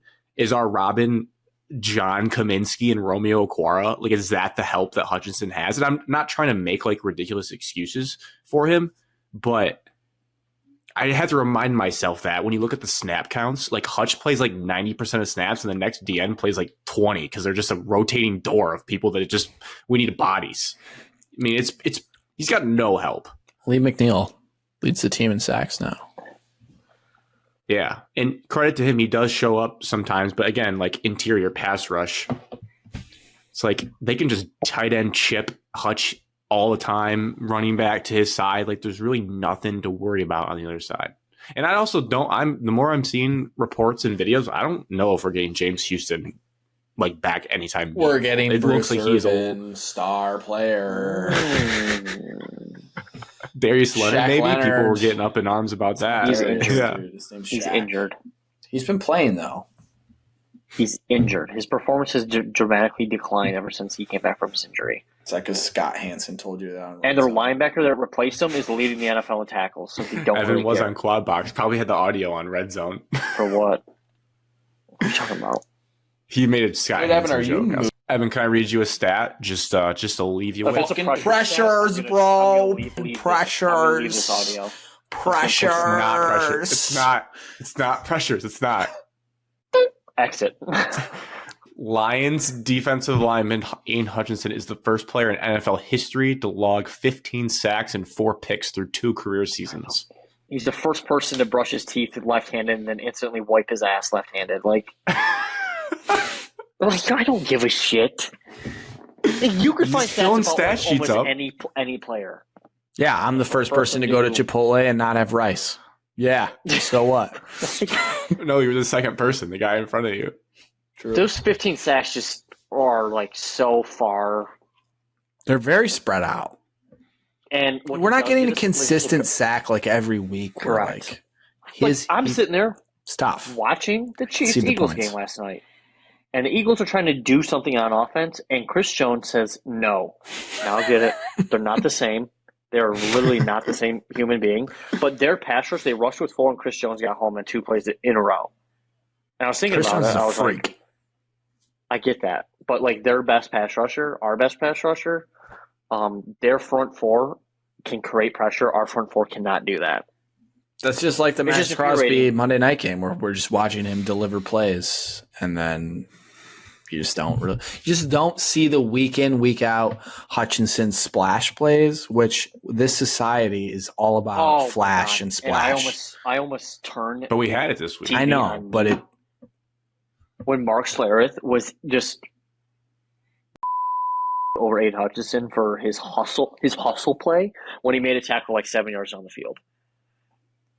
Like he shouldn't be 7 yards onto the field in the first place. Because our defensive ends couldn't understand how to play a read option. It's hard. It's a hard offense. Don't crash down. Make them run it up the middle. And then they wouldn't. It's all about shoulders. And then what? They would not crash, and Justin Fields just runs past them. No, and then they get 7 yards up the middle. Because sometimes the defensive end and the linebackers, sometimes they're taught that you have to make each other right. So if the defensive end goes down, the linebacker is supposed to fill opposite. Okay, well, they're not fast enough. There, linebacker has to fill in. Our linebackers are not fast enough. Ball nowhere. I don't know if this is a hot take or not. It's also not. I think. Sorry, Grant, to interrupt, but like Justin Fields is also super athletic. He's probably the second best running quarterback in the NFL. Running back. I mean, I know people are probably this might be a hot take, but it's one of those games too where I stepped away from it and I was like, we threw 3 interceptions and we fumbled a kick return and gave up 26 points. As long as the Bears had the ball and they did have some chunk plays that sucked, defense could have, to keep the team under 30 given the circumstances, they did bow up and force some field goals. Like the defense was not great. It's still a problem, especially against mobile quarterbacks, but like the panic of that, like they threw 3 picks and fumbled a kick return and gave up less than 30 points. No, that's Grant, not that bad. Fire Aaron Glenn, fire Ben Johnson for his questionable play calls, and fire anybody that plays poorly for 30 seconds because that, Grant, that is our society these days. We cancel things and people just being like, and I know Derek Barnes did come in, but people are just hounding Jack Campbell. The kid's a rookie and had 9 tackles. I mean, I know, Justin Fields is more athletic to him. Okay, we're not going to bury a kid. No. His career's over, actually. The 10th game of his career because he got juked by Justin Fields. All right, sorry. Our society's broken. It is broken. And penalties aside, I don't care about the penalties. Brian Branch, what a dog. What a football player that kid is. Just out of a rocket when he goes into the backfield. Tough game holding, but yeah. He had 3 tackles for loss, so he would just blow up drives. I hate that he puts his mouth guard in the top of his helmet. I can't stand that. Get over that, old man. I just see it, and it just my OCD gets in the way. It's like, this is annoying. He can't talk with it in his mouth. I know, it just looks stupid. I think that's a good Lions talk. Huge game on Thursday, really making. I think the Lions, not that we're doing previews really, but I think they're going to curb stomp the Packers on Thanksgiving. I do. Well, Jordan Love's been playing really well after they canceled him earlier this season. Because you know why? Because he faced the Chargers, the get-right defense. He's not. As someone who's watched a ton of Packers football this year, like a ton. I forgot that you watch a lot of games. Yep. No Aaron Jones either. Time. Got my. Yeah. And AJ Dillon's fat. Fun. But I said this. I wrote to Cody. I said it's a bye week for the Lions against the Bears. It was not a bye week. And I think Cody was pretty upset that you said that. Honestly, in the moment when you said it, I was a little upset. I mean, it's fine to be disrespectful to NFL teams. However, It is the NFL. You got to remember that. These are grown men. These are their jobs. College football, NCAA Week 12 takeaways. Washington keeps surviving. I'm sorry to your Bees, Evan. That sucked. It did suck. It was a good game, though. I enjoyed watching it. It was a good game. It rained. Do you guys- It almost rained too much for my liking. Though, It was during the first dumping half. in the first half, like bad. I agree. I think for Balls I think are for flying anybody's all over. liking- Like that was a little too much rain. Did you see the video of the guy For both just teams? pissing in the concourse? Yeah. What Yeah. the fuck? it was raining too Dude, much. I for thought, him, like- 'cause he just had to let it I out. watched it closely and I thought it was like a dude behind him was like spraying a sprinkler hose or something. Cause like I was like, there's no way this and started peeing in the concourse. There's no way. No way. It did. Watch that video again. It kind of looks like it's not in. Did you guys like the I don't know what color to call it, like the bone numbers on Oregon State, not bright white? I kind of liked it. I was curious your guys' Off-white? thoughts though. Yeah, the off-white, I guess. I didn't color mind of it. The numbers. I have a shirt that's that color, and Evan Cadmus once told me that what the is that? Looks like a sweatshirt. I don't believe you. Yeah, Your Nike yeah, one. that one. Evan told me he doesn't like that because he thought I like it that was one, actually Evan. dirty. I don't think so. I don't Yes, think I've ever I'll grab it. Sweat. It's right here. do like it. you sweat Do through it. your whole thing. I don't think I've ever told you that. Yes, I vividly remember. No. Yeah, Evan, When clearly and he's been where? dealing with this trauma. Where? That was a Gillen staple. Oh yeah, that shirt. Yeah, I told you I don't like that Yeah, shirt. see, I told you. Alex hasn't worn it since. I actually think about it every time I go to grab it. I'm I like, thought you well, said, Evan I thought you says said it a sucks. sweatshirt. I thought you said a sweatshirt. I said, It's just a shirt, Yeah, though. a bad sweatshirt. It's just like that, like skin color yeah, kind it's of a color. stupid shirt. Well, it's not nice. I liked everything Oregon State. I also love that they wrote Beavs here instead of Beavers. I like that, a little nickname. I liked enjoyed everything watching they had going on. Oregon State quite a bit. Except for the outcome. Also a big fan of What their other team games? because that's What my other head coach. games? What other games? I was in the car for all the noon slate, so didn't really see too much. I didn't tune into the Had to watch- scum game until the third quarter because I had asked Grant, if it was worth turning my attention to. And big of him Good to say football yes. I expected you to say no. But you didn't. You told me I need to tune in. It was a big game. Good game. Chaos. Georgia Invitational. I saw that text pop up, but that's also Joe Milton. Like I was the easiest bet. Of my I mean, life. I That could have was told hovering you that around was 9.5. never gonna happen. It was like Joe Milton, really, and I'm glad the country got to see more clips of him just airmailing people. That He was, sucks.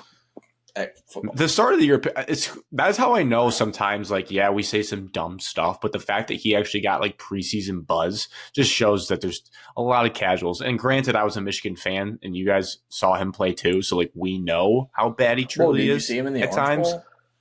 We just keep getting back Right. to this He's just- stupid society we have that just makes 10-year long like decisions based on like 15 minutes of actual like work.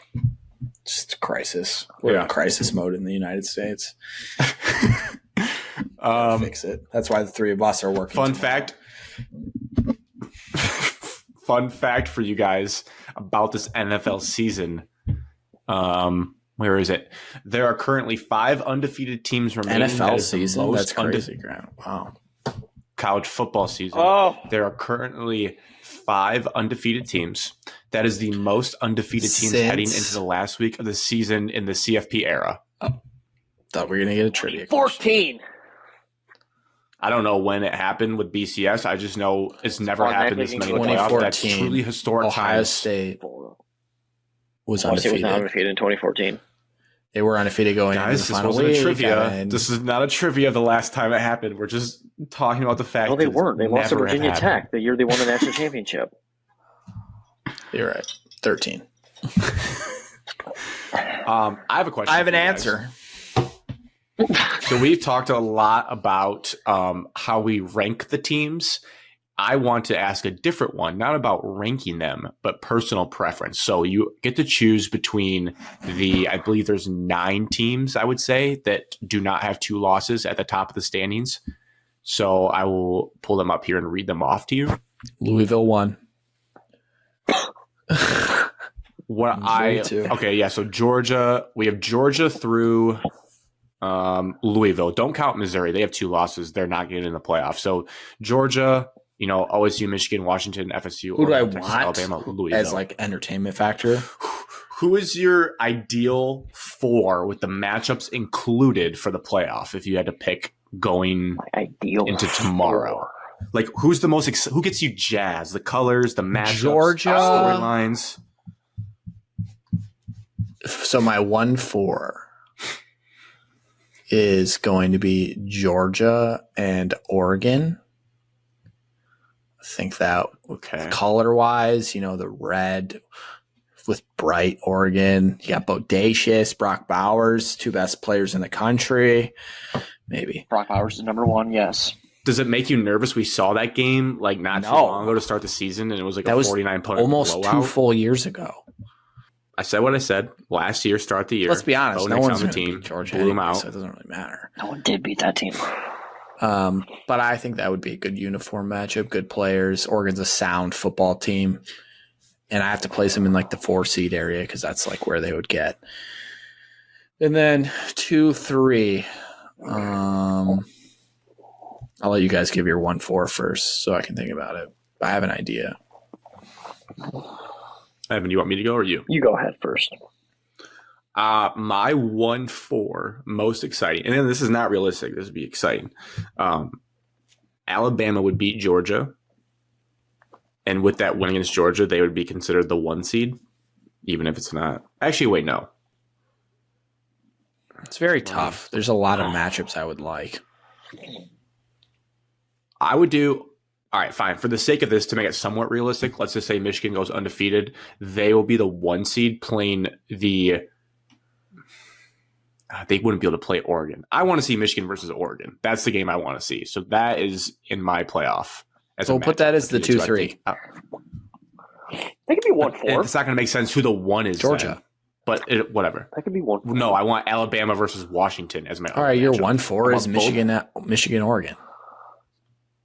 But if Oregon beats Washington, they won't be the 4 seed; they'll be the 3 seed. But it doesn't matter. I just made Oregon my 4 seed. It doesn't matter. If Alabama beats Georgia, you have an argument for them to be the 2. But do you have Washington in yours, Alex? Right. Oh, you have Washington and Oregon in your 4. Yeah, I want them both. I like both those teams in the playoff. Because Georgia, I know what they are. Teams. I like their offenses. I mean, 2 of the top offenses in the country.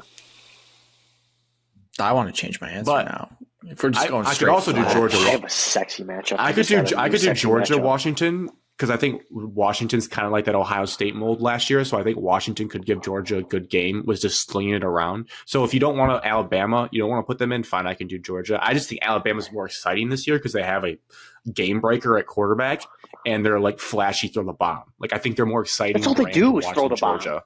Garrett has to love Alabama. G has to love Alabama. He probably does. He loved Brian Branch last year. He must watch Alabama football. Evan, you're 1-4. Just give them both, Evan. Both if you got them. Well, okay. One of my matchups is going to be Alabama versus Texas. Oh, Evan's a rematch sucker. Classic Evan. Rematch. Get Texas off my TV. Nope, Texas is on, baby. Burnt orange. Okay, go back to it was the winter of 2009, and Colt McCoy breaks his collarbone in the national championship game, and little Evan almost cried when he had to come out. We know the story. You go over this every week. You cried for sure. You cried for sure. I almost did. I swear I almost did. I was in disbelief. Like, no, he can't get injured. And when they cut away to the Rose Bowl tunnel of him jogging into the locker room, oh, devastating. So, rematch. It's supposed to be a rematch of the season, but I have sexy colors. And then the other matchup, does it have to be uniforms or it can be anything? It's just what you want to see. I said I want to see Georgia again. I want to see Brock Bowers because he is one of the most dominating players in college football. And then, to be honest, I will pick either winner of Ohio State or Michigan. Against because I don't cheer for the Big Ten and like this whole like March Madness or like the bowl games. The Big Ten went 6-2. Like I don't really give a shit about the Big Ten record. Like what does it do for me? That voice. But I do like seeing like seeing how like the Big Ten actually stacks up against other opponents. As long as Michigan and Ohio State wear the classic uniforms in the big games. I think, Evan, selfishly, you're not going to want to hear it. I think you'd rather have Michigan for entertainment factor because I feel like Kyle McCord is so boring that it's hard for me to put Ohio State in. Even though I don't want Michigan to be in it, but Michigan is more like exciting to watch. Because I was hate watching the TCU game last year, and I was like, oh my gosh, Michigan's going to be in the national championship. My life's going to be over. I definitely don't want Michigan to be there. JJ would throw some pick sixes and keep it. So my other matchup is going to be Michigan, Alabama, because I would love to see Nick Saban just shove it down Jimmy's throat. And I mean, I would love that. I would love it if Alabama played you guys in the playoff and just absolutely guys and beat you like 40-0. It'd be. I mean, it wouldn't be a highlight of my year, but it'd be good. It'd be a good time. I'd enjoy it. They almost got. We took so much hate for the Michigan State Alabama playoff loss. So if Michigan then had to go play Alabama, and Michigan's a way better team probably than our team was, and then to get spanked, it would be great TV. Also, uniform matchup would be pretty solid. A lot of classic going on. I think the Georgia loss didn't do that for you. That you got blown by Georgia. No, that didn't do it for me. That Georgia, Alex, that Michigan State team that was humbling. Pretty close to beating. Yeah, but I never thought like Michigan would have a chance in that Georgia game. I would assume if Michigan and Alabama was a matchup, that the Michigan fans would be very confident that they would win that game. I'm sure you, Grant, would be pretty confident you would win that game against Alabama. Alabama. Confident, no, but like favored.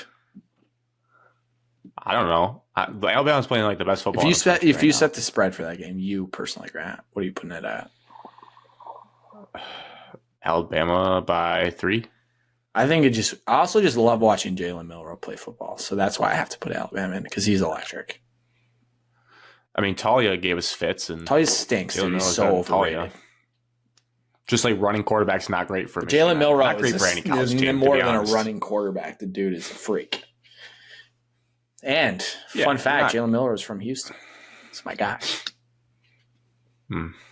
So is Jalen Hurts. I think Evan. Oh no, I thought Evan was frozen. Evan, you had your tongue in that position for that long. It was just like Nick Saban, Jimmy matchup would be great for the national audience. People would love that. They'd eat that up. Yeah. All right. Let's get into then Jimmy. No, well, not Jimmy versus Ryan Day matchup. The game. Disappointing. As Alex said, the game. Yeah, they should do the right thing. Do a 1-day restraining order. Let him on the field. They should actually just let Jim come on the field for post-game handshakes. That's it. But he has to be in handcuffs and ankle brace. Some people are going to take that seriously, Evan. They're going to think you're being honest. No, I'm 100% honest. He can be on the side. What if they did? He's handcuffed and he has like a ankle monitor, and his ankles are also like in that like ankle support or ankle lock.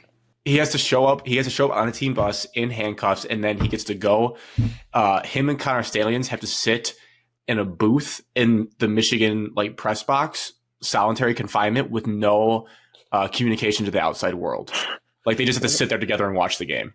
I think that's fair for everyone. And then he can come on the field for post-game handshakes. The guy at work who's big Buckeye. He told me today, he's like, dude, I know for a fact Connor Stalions is going to find his way into that game. He's going to be there. Dude. I love that. He's like just on everyone's mind. Like he's just infiltrated every corner. He thinks Connor Stalions is a legend. He's like, dude, there's so crazy. There's so many delusional people out there that it's absurd. Why? Connor Stalions is that nuts that I could see him trying to pull some shit like that. Put on a disguise. You couldn't see him doing that, Evan. Yeah. He's a serial killer. Chiefsaholic. He's finding a way. He's robbing a bank right now to afford it. Searching his house right now. He didn't break any real laws. Yes, he did. Well, he might have. But I don't know what. He is a psycho. His vacuum company. Yeah. It's tax fraud, maybe. If the people weren't excited enough for this game, I just want to spend the first 2 minutes of our preview just getting you guys two in the right frame of mind. How much better Ohio State's offense is than Michigan's? No, Evan. Oh. Not the 10,000-foot view looking down on this game. My bad. This weekend, the third Saturday in November, a tradition. And we just need You're to trying know. to hype up the non-sports fans. How are they going to watch? Why are they going to watch? They're not. And college football fans. Think about this. This is the last year that the game will ever feel like this. This is history. I thought about this the other day. I was sitting there, and I was like, this is the end of our childhood Big Ten. This is the end of it. It's over. This is also the end of a de facto playoff game because next time they'll just both be in the playoffs. So it's like a warm-up game. They might play. Jack Tuttle might play in this game next year if it's like this. Like, we don't need to win this game. And Michigan's going to suck. Crazy to think. They're going to be so bad. Honestly, so if I was in this shoes, if I were That's a joke. Michigan Ohio State fans, I would say 49% of me, let's say it's 2024, and it's Michigan Ohio State. The loser of that game might turn out better than a winner. Because the loser, most likely, will be hosting a playoff game on campus. Pretty cool. And not do anything. If you're trying to sell ticket revenue, Evan, but if you're trying to win the playoffs, You're trying to go to a tailgate. The greatest tailgate of all time in Ann Arbor would be a college football playoff tailgate. Now, you might beat the shit out of the this team. Saturday might be the best. This might be the pinnacle. Noon game. It's already downgraded. Noon game sucks. Oh, against two. So you're saying a college football playoff game against Tulane as the group of five? No, this game this weekend, the tailgate might be the game. We live in the moment, but Alex. The tailgate is. Well, Grant, you're about to do exactly what we just said you shouldn't do. You're going to declare this might be the biggest game in the history of the rivalry. The game. It is the game. I know the game is played every year, but this game is the game, is what Grant wants to say to everybody. You could make the argument. I still think 1 versus 2, the juice was huge, but there was no Connor Stallions. There was the bad blood has reached a new level in this rivalry. Michigan is actually punched back. They beating Ohio State last year legitimized the whole rivalry where it's not a one-off. It wasn't a fluke. You have both Jim Harbaugh and Ryan Day were asked this week, do you respect the other human as a coach? They just wouldn't answer the question. They just talked about game planning. Most importantly, there's only one tunnel. One tunnel. To get in and out. We see what happens when that goes on. Yeah, because Michigan State is overrated. Michigan State is full of thugs. So, Alex, you said this the other week. I truly believe that you're only rooting for a tunnel fight just to prove it's not. I am. I am rooting for a tunnel fight. Absolutely. I'm rooting for lots of fights. I hope it's just to add on bananas. I hope it's a WWE wrestling match. To add on to the hype of this game, guys, just so everyone is like getting geared up. I know it's you're going to listen to this Wednesday night, Thursday, whatever. You're Friday, post Thanksgiving, your Black Friday shopping. So we have the last time it's ever probably going to be a de facto championship game because they'll just, if this happened, they just play each other again and then maybe play each other again in the playoffs. You might play 3 times in the future. Oh, dude, Michigan State under Jonathan Smith is going to be a wagon. Two, with the amount of undefeated teams and good teams, this is not like last year. Last year, Ohio State backdoored in because USC messed up. That's not happening. Maybe I'm too premature to say it. We could get chaos. It feels like the loser of this game is no chance really at the playoff. There's a small chance, but you're not banking on it. There's no hope. You just need some chaos. Louisville winners. You need a lot of chaos, and especially for Oregon Michigan losing this weekend, winning next. Their resumes weekend. That helps. The resume is nothing if Michigan loses. Maybe Ohio State gets in with if people Jonathan name Smith fine, can but put this the is loser of this Big Ten game into the playoff. My coach has that power. Next point. He hasn't even signed the contract yet, Alex. Ryan Day. Good I coach. think he's a fine coach. I make third base jokes because it is funny, and there actually was a graphic that came out that proved he is the most third base coach of all time. So that was backed up in fact, not just fiction. He inherited the most talent, Evan, just so you're aware, inherited the most talent of any coach in college football. So His cupboard wasn't bare. It's so stupid. But he also didn't take that talent and just lose a bunch of games. Like, he's been pretty good. So, born on like second and a half. Where he was on staff. What's your point? The whole staff was intact. It's not like they hired somebody else in and he was like, this is my program now.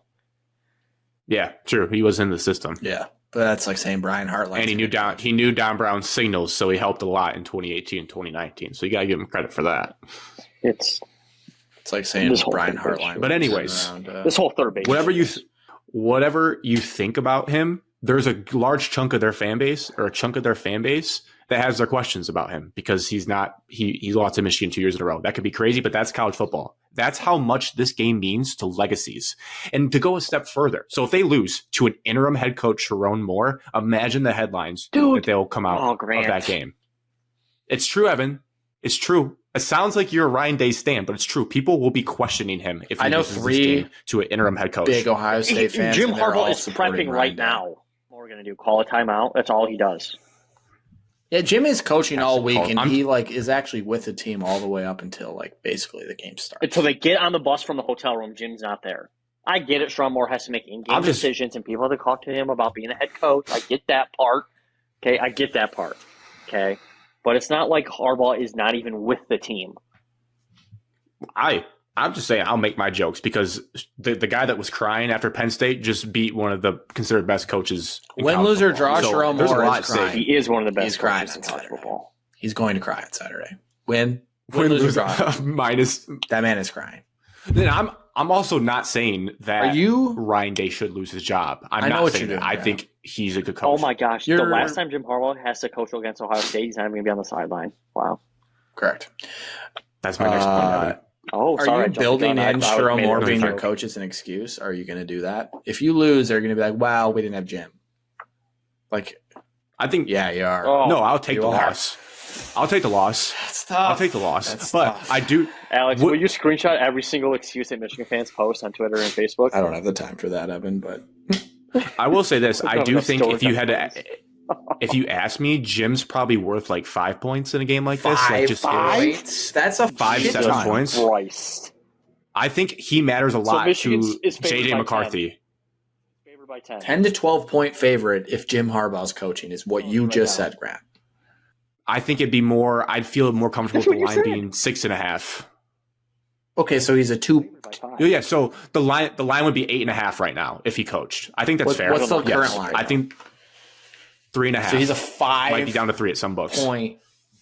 You think the line would be 8.5? That's crazy. I think the head coach in college football matters a lot. I do think really they. I do think they matter. Convinced otherwise. That's a massive difference. 5 points. I think if you ranked most important people on Michigan's, the JJ would be 1. He'd be worth a full touchdown, maybe 8 points, and then Jim Harbaugh. I think not having Jim Harbaugh matters. JJ would be way more valuable. JJ 10 points. Corum. No, because Corum they won by 20. They won by 20 last year without Blake Corum. I watched it. Yeah, but that's when Donovan Edwards wasn't in the Donovan Edwards was portal. actually good last year. Yeah, he's in the portal. But he could easily do that. He could do that again. He's the backup quarterback for Maryland. I think Jim's worth 5. I think Jim's probably worth 2.5. At least a field goal. 2.5, Grant. Whatever he brings to the team. team. Even numbers like that, whole numbers in gambling. I will.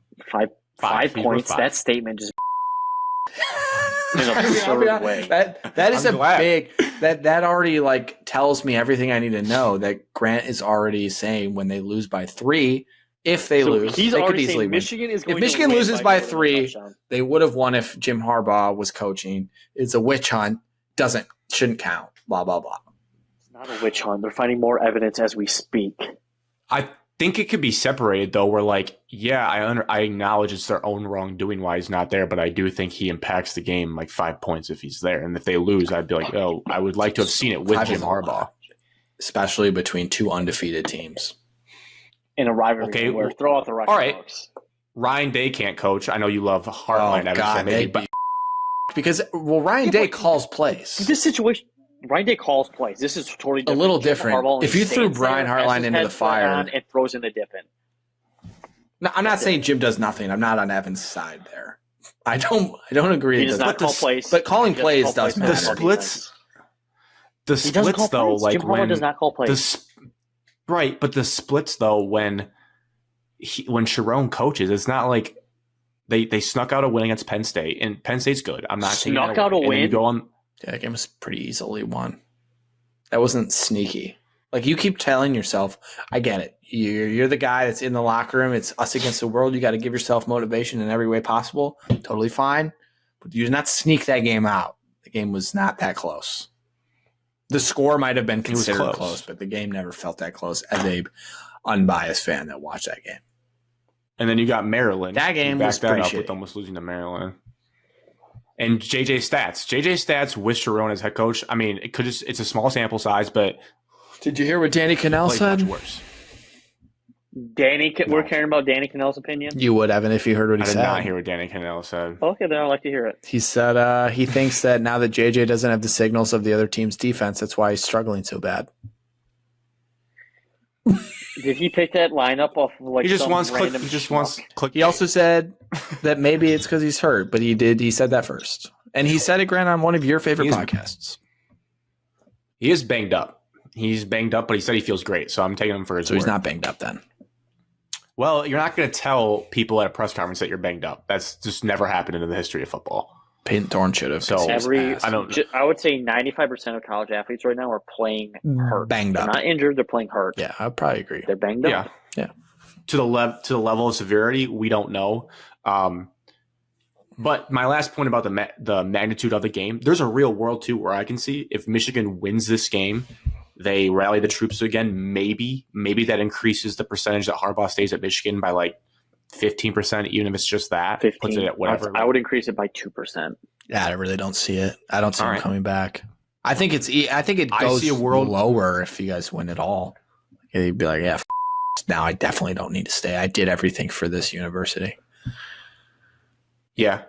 I think if they win it all, yes, it goes up more. But I think if you win this game, the love he'll feel might convince him just to keep doing this. But I can also see on the flip side, if you lose, and then the suspensions come down and people are down on him, and it's just not the best news cycle of like you lost to Ohio State when you were a home favorite and you blew your best chance at a title in 20 years because of scandals you let happen in your own program. You're going to get suspended. The Raiders come with $15 million being like, I don't need to do this NCAA stuff. I'll go to the pros. I see it more spiraling that way if they lose. I don't think it'd be like if he loses, he's going to be awake at night and want to get revenge next year. I think it'll be more lose, feels disgraced, suspensions looming, bolt to NFL. And then it kind of leaves the Michigan program in a sour note long term. Not to think too far in the future, but that's the big ramifications I also see from this game. Like a win or a loss in this game can change the future of who stays as head coach. I think I wouldn't say it's like fully on the wall, but the writing is partially like scribbled with a pencil on the wall when he didn't get his extension that we were told was happening. And it's been happening, blah, blah. It's supposed to happen. It's going to happen. It's going to happen soon. Don't worry. It'll happen. Hasn't happened. The more that doesn't happen, like the more that time goes on and it hasn't happened, just tells me that, Jim's probably definitely considering his options. And unlike the first couple times, this one feels like he has like more than one reason. It like the old reasons were, I don't like Ward Manuel, which good for Jim. I don't like Ward Manuel either. But this time, he hates the NCAA. They're going to suspend him for an entire season potentially. Like, yeah, why wouldn't he leave? I think he probably leaves anyways, no matter what. So might as well win. I could see a world where the win of the Ohio State your own game audition for the head coaching job could also be that too. Let's preview just quickly. Do you guys have any thoughts of when Michigan has the ball versus Ohio State's defense? That side of the ball, anything you're really watching for? When Michigan has the ball? One thing. Literally only one thing. Can Michigan run the ball effectively against Ohio State's supposed stingy run defense? If the answer is yes, should be a breeze for Michigan. I'd expect them to win. If the answer is no, what JJ are we getting? Last 2 week JJ or like Michigan State JJ? That's where I would Do you think? Do you have confidence in him if they stuff the run? Because last year they really did stuff the run for 75% of the game, 80% of the game. Do you have confidence that they can hit those big plays like they did last year? Roman Wilson or playing? Do you lean more like, yes? You're comfortable saying that? Yep. I'd say I'll give the benefit of the doubt to JJ and that he can get it done despite the last 2 weeks. Yeah.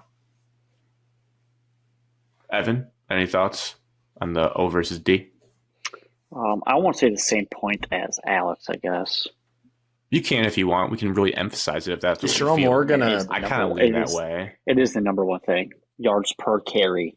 And then Ohio State's is like 3.5 the number we're looking for? Above that means they're getting it done. You're going to know when watching the game throw. If Michigan's breaking like chunk plays. It's an eye test, like yes. You're going to know. Like I would 5-6 also yards, say- you're like, oh. Last year, it's big plays. Like, can Ohio State just make Michigan drive down the length of the field and score? Like, Ohio State had that where they tried to jump a route or a whiff tackle on a third down. That whole game last year was touchdown the first big half. plays. Really? It was a big play. So I think just make Michigan go down the field. Now, I'm not saying Michigan can't go down the field and score, because basically if you get the ball within the 5-yard line, Blake Corum's going to run it in. It's basically almost 100% fact. I'm saying just get down there, and then Michigan is prone over the last couple of years to kick field goals in the red zone. So I think that's the best thing, especially Ohio State being on the road. So I would say limit big plays would be my number one thing if I'm Ohio State. If I can't pick 7-run game. I think for me, I'm going to piggyback off of Alex's, but with a twist. I think after seeing Penn State's pass rush versus Michigan's O-line and what it did to the scheme of the game, that's what I'm looking for early as well. Like, even if they're doing play action passes against Penn State, they still had guys in the backfield. If Michigan's running okay but not great, does the play action pass, do they have enough time to protect JJ to get that 15 to 20 yard chunk play like the Lions do with Amon St. Brown to Roman Wilson? Do they have that? Are they able to protect that? Because if not, then you really have to go one dimensional like you get against Penn State where you're like 70%, 65%. And I don't think they can do that. Which I But I didn't think they could do it against could. Penn State either, and they did. So I think they could. I think Michigan State, what's his name? Nathan Carter had a couple chunk run plays. Anytime that we tried to like pass the ball, we just got sacked. There was a couple run chunk plays here and there, but I am curious. I think unless we get surprised though, like which can happen in this game, like what happened last year, but this is the first time Blake Corum's ever been fully healthy for this game, and he'll be featured in this game. My gut says we would expect a 2021 game as opposed to last year where it's like Hassan Haskins, like 5 yards a carry type deal, if that's what it's going to be with success. But then again, you never know. They're going to have trick plays in store. They're going to have everything on the table for this game. A huge key too, I should have led with this, is quarterback runs. To win against Ohio State, JJ has to run, and he's got to be designed runs, not just scrambles. He's got to run, and he's got to be effective with it. Might need to do some read options and whatnot. You got to throw everything at them. So that's kind of like a smattering of things, but there's a lot to look for. On the other side of the ball, what do you guys see? This is intriguing to me. Ohio State's offense. I'm very curious what this looks like because I've only known explosive quarterbacks from Ohio State. I'm curious what I'm about to get with McCord and the offense they have. What do you guys see the key here, O versus D? Well, I think Mr. Travion Henderson has been heating up lately. Oh, yeah. Evans Heisman, it's scary. Former Heisman pick. A year early. I was a year early. So he's kind of balling. So he'll be a problem. It'll be interesting to see if Michigan, with their front seven, can stop him, contain him. I think if Travion Henderson is running the ball well, that bodes well for play action, which bodes well for the best receiver in the country, which does not bode well for Michigan. So key for Ohio State, run the ball effectively, opens up the pass for Honda McCord. Because, let's be completely honest, Kyle McCord is not scaring anybody. Honda McCord? Yeah, Honda McCord, because Maserati Marv Honda McCord. Honda Accord. Because he's more of a Honda than a Maserati. I forgot who said that on Twitter, but whoever did, credit to you for that one, because that is a funny nickname. I'm not going to call him that because I have respect. I don't want it to look like dumb in my I face. talked to a person who's an Ohio State fan. He calls him Honda McCord, so I feel like I'm allowed. So can they run the ball to open up the pass? And then, I mean, I know like everybody only talks about Marvin Harrison, but they do have other good receivers as well. So if Buka is sneaky, really, really. If Michigan puts all their attention to Marvin Harrison, I would look for the other Ohio State receivers to get out in the open. Maybe you have like a random JSN Rose Bowl type game for some guy you haven't seen yet. Or if in fact in that game, wasn't that the coming out party of Marvin Harrison Jr.? Yes. It was a coming out party for Chris Olave. No, the Rose Bowl, Grant.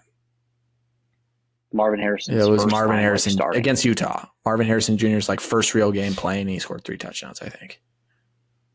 I thought that was JSN. No, JSN went crazy in that Marvin game, Harrison, but I think Marvin Harrison did too. Oh. I'll look it up. Correct. Well, you guys. I thought you were talking about that. Okay, I got you. I thought you were talking about the Michigan game. That we were thinking of different games. Olave came out in the Michigan. He blocked. No, I remember that touchdown as well. But yeah, Evan, your thoughts? Alex touched on it. I think in the run game, pass game, there's a couple points that I would like to see. To where it's like the X's and O's. If Trayvon Henderson's running the ball well, that means you have to stack more in the box, more one-on-one matchups for your athletes. Will Johnson versus Marvin Harrison Jr., that just gets every NFL scout just like horny. A little wiggle down there. Yes. But I would say if you're Will Johnson got toasted last weekend, Evan. I saw with my eyes Will Johnson get toasted on a go route. Johnson getting toasted. Well, you're going to get a couple more. I would say if I'm Ryan Day, I need a fast start for Kyle McCord, so I'm going to try to dial up as many quick, easy passes to start early and often. They say speed and space, get the ball out as quick as possible in your hands. That way, defense has to adjust now. You get yourself more time in the second half for more long developing plays, all the trick plays, all that stuff. Because if you're asking Kyle McCord to be a traditional college quarterback, NFL quarterback, all right, buddy, here's our 5-step drop, make the right read in the most hostile environment that any Ohio State fan is going to walk into. I just don't think he can do that right now. Now, you look at his stats. I mean, he has better stats than JJ. Stats aren't everything. He's 22-4. 22. I get that, 22-4. I mean, he has elite talent on the offense. So it's basically, can he get the ball to his playmakers fast? And honestly, get the ball out of his hands. If I'm Ohio State, why not chuck a couple up there to Marvin Harris and see if he can get a PI or something? I mean, or he's going to catch it. So, yeah. Like I see no harm in throwing the ball up to him.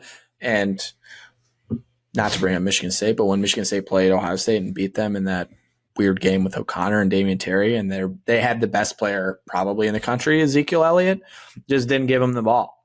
So I hope Ohio State doesn't do that, where they just don't get their best player the ball in a big game. But it happens because, as we know, coaches are not good at coaching, especially Brian Hartline. Oh, that's disrespectful. I hope he doesn't give a pump-up speech this week. He's going to.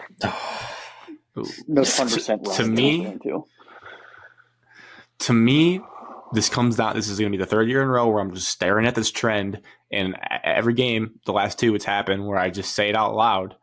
In the first half, I'm like, we just can't stop the run. We can't stop them. They're going to run all over us. And whatever happens in Ryan Day's brain just turtles, and he goes back to throwing. Maybe it's because he had C.J. Stroud. That makes a lot of sense. But I truly think it's like, I'm looking at last year, Chip Trainum, a former linebacker, Arizona filled State in to run for them. 14 carries, 83 yards, 5.9 a carry. That's pretty nice. They only ran 29 times. They threw it 31. Now, granted, late in the game, you're down, so you got to throw. I get that. But you got to pound the ball more. 2021, Travion Henderson, 17 for 74, 4.4 a carry. Not as flashy but still very effective. Early in the game, they are running all over. They pass more than they threw. And they were in that game pretty much the whole entire game until the last few drives. What I'm saying, though, is I do deep down in my gut think that I know Michigan's defensive tackles are the best that I've ever seen. So that leads me to believe I do feel like they can slow down this running attack. And then the biggest question, like if they can slow down the running attack, it solely just comes down to Ohio State's tackles and how they can do against a pass rush of 4 people from Michigan. If Michigan can get pressure with Jalen Harrell, Derek Moore, Josiah Stewart, this is 4 pass rushers and the big boys in the middle, I think Ohio State will have a tough time scoring points, which is crazy to say because Ohio State's explosive. Like Alex said, I still fully expect a few like deep balls to Marvin Harrison that you just pull your hair out that you can't do anything because he's better, which is totally fine. And those have happened. That happened last year when they took the lead. They threw a deep ball to Marvin Harrison, caught it, whatever. But when you're looking at the last 2 years, Ohio State scored 23 points, 27 points. If Michigan can really play their A game defensively and stop the run, I don't think it's out of the question that they could hold Ohio State under 21 points, which feels crazy to say, but I think it's possible. I think it's going to be low scoring in general. The over-under is not super high. It's going to be cold. It's going to feel like winter. So give your prediction, Grant. I mean, that's what all the people really are here for. Prediction? Must win, Grant? For the game? Fire on a loss? Where are we at on the radar? Certainly fire on a loss. It's very must win. Well, before I get the prediction, let me read the Ohio State perspective. We did get breaking news from Cleary. He did text me in the middle of the show. It's not a very serious text, as you'll see, but we'll start with Wyatt's. Calls himself a Ohio State fan. What a fake. Fine, we'll start with Ryan since Wyatt is more into the game. Yeah. Ryan said, "Sorry for the late response. Congrats on the win on Saturday. I already opened the champagne for you. How about them boys in blue? Sharon Moore coaches with too much passion." The irony that he went the full jinx. He went the jinx. Grant, that's it. That's all that right there. Also, last year, Ryan gave detailed notes. I think Ryan is expecting a loss. I think that tells you the morale of Buckeye fans that he's resorting to reverse jinxes in the game. Also, Grant, I thought you were better than reverse jinxing as well. And you tried to do that to me on Sunday. I said fantasy football. That was like a total joke, though. It was the first second. It was a second. I did it right back. Yeah. Wyatt, throw out the record books, even though they're undefeated. That made me laugh when he said throw out the record books. Like, never know what's going to happen in the rivalry.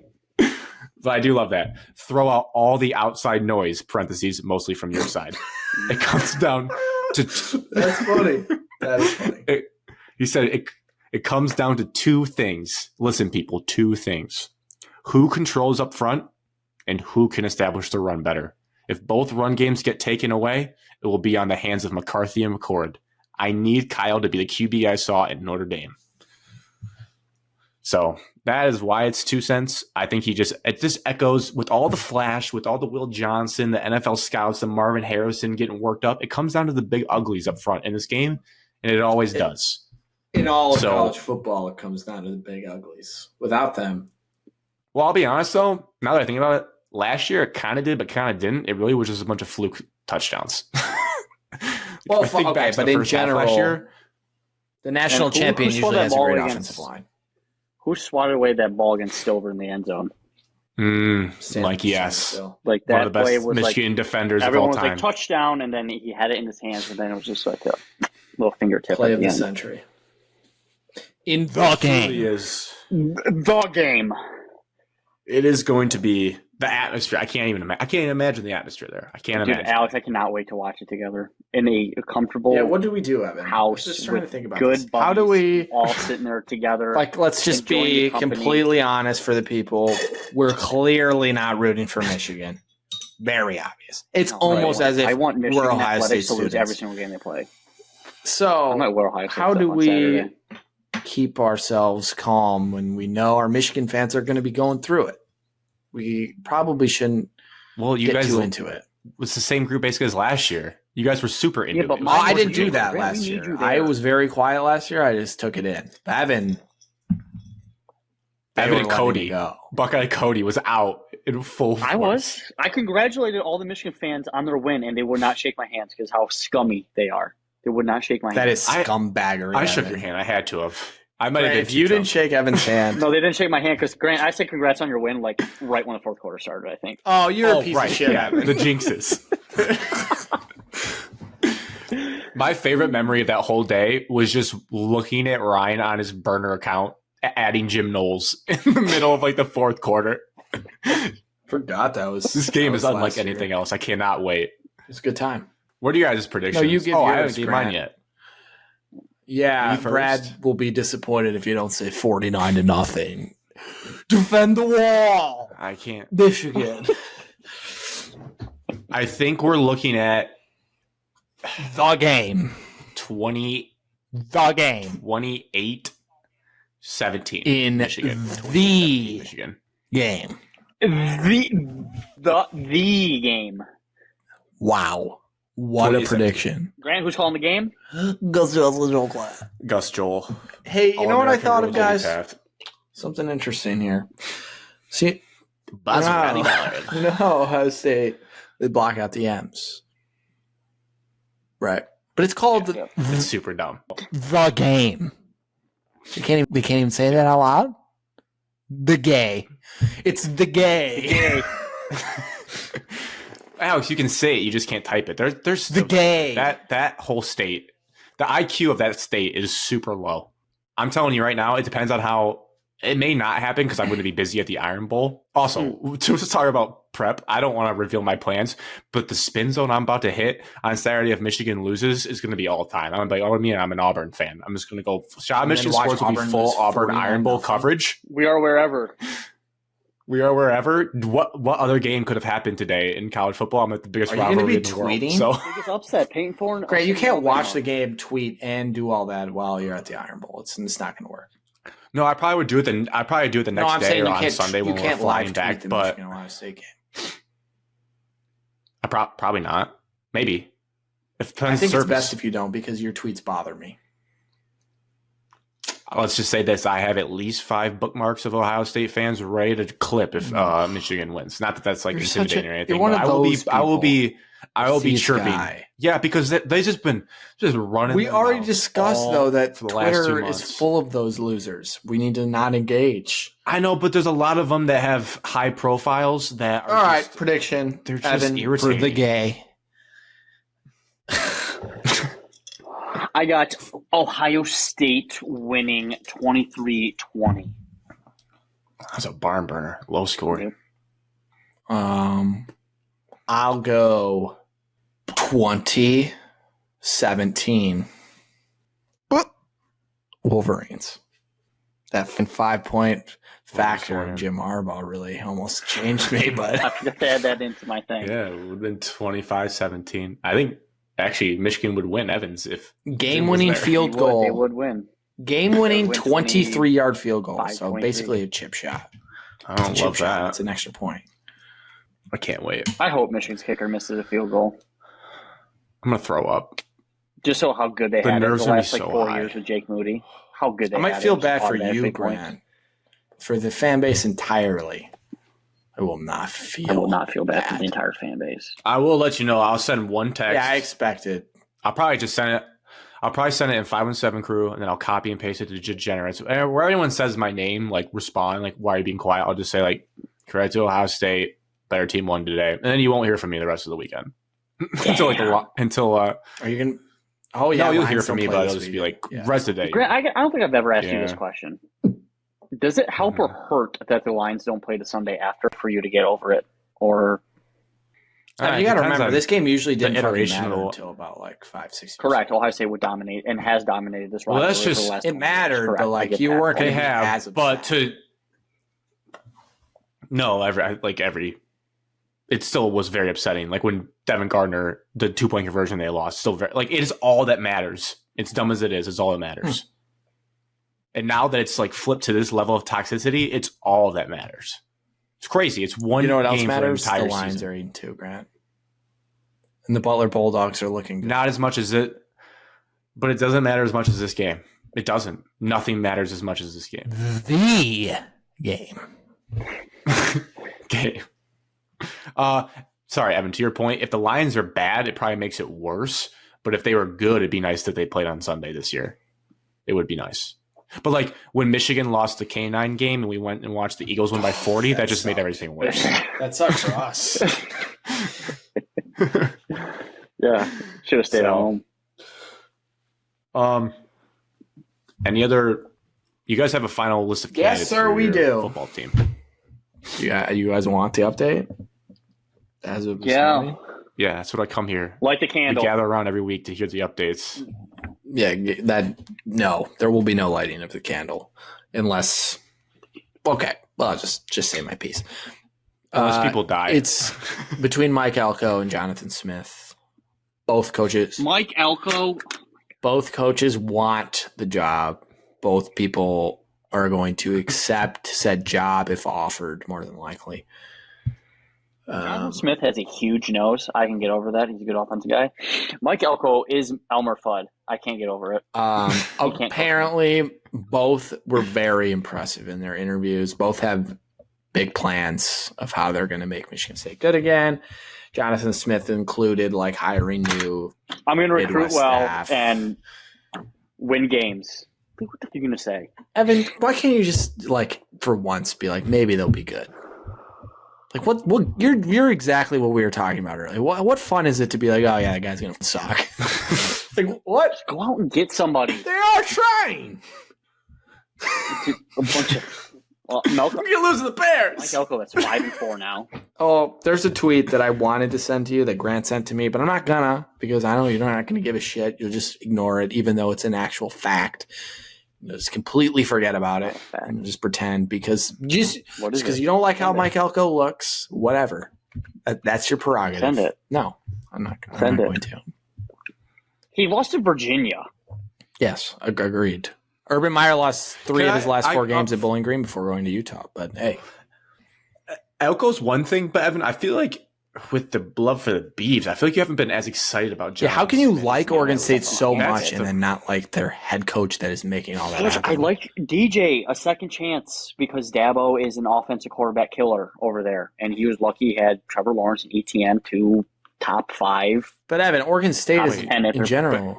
But Jonathan Smith, but what Jonathan Smith though? Like what's it? DJ wasn't the problem in Clemson. What does this have to do with Clemson ran him DJ out of though? town. You're still confusing me. You asked why I like Oregon State so much, and No, that's not the question. DJ. No.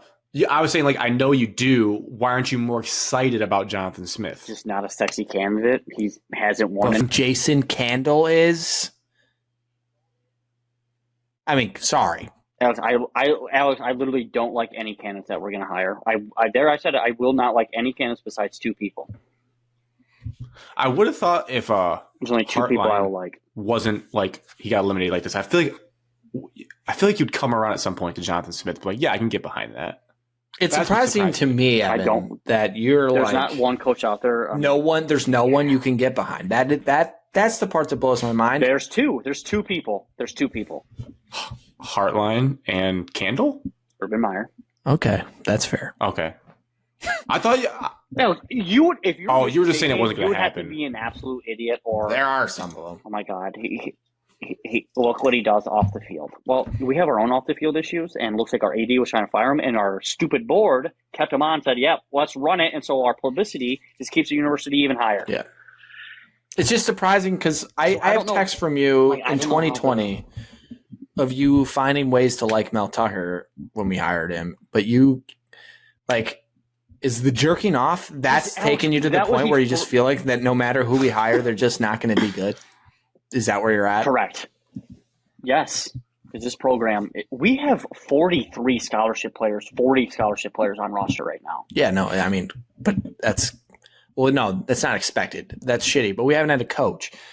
With a coach, that's never going to happen. It's just so Anyways, But I think the only coach, Urban's the only coach I think where he could get like a bounce out of the team in like year 2. Like any candidate besides him, that's like realistic in the scope of realism. yes. Like even Jonathan Smith's probably gonna stink for like a couple of years. define. But I think there's no reason that you can't make a bowl game. all right, making bowl game, but Which I mean is like improvement, to get right? to It still is stinky, Alex. That's 6-6. all right. Well, I guess Mel Tucker went 11 too. So any Joe Schmo can actually do that. So maybe I'm wrong on that, but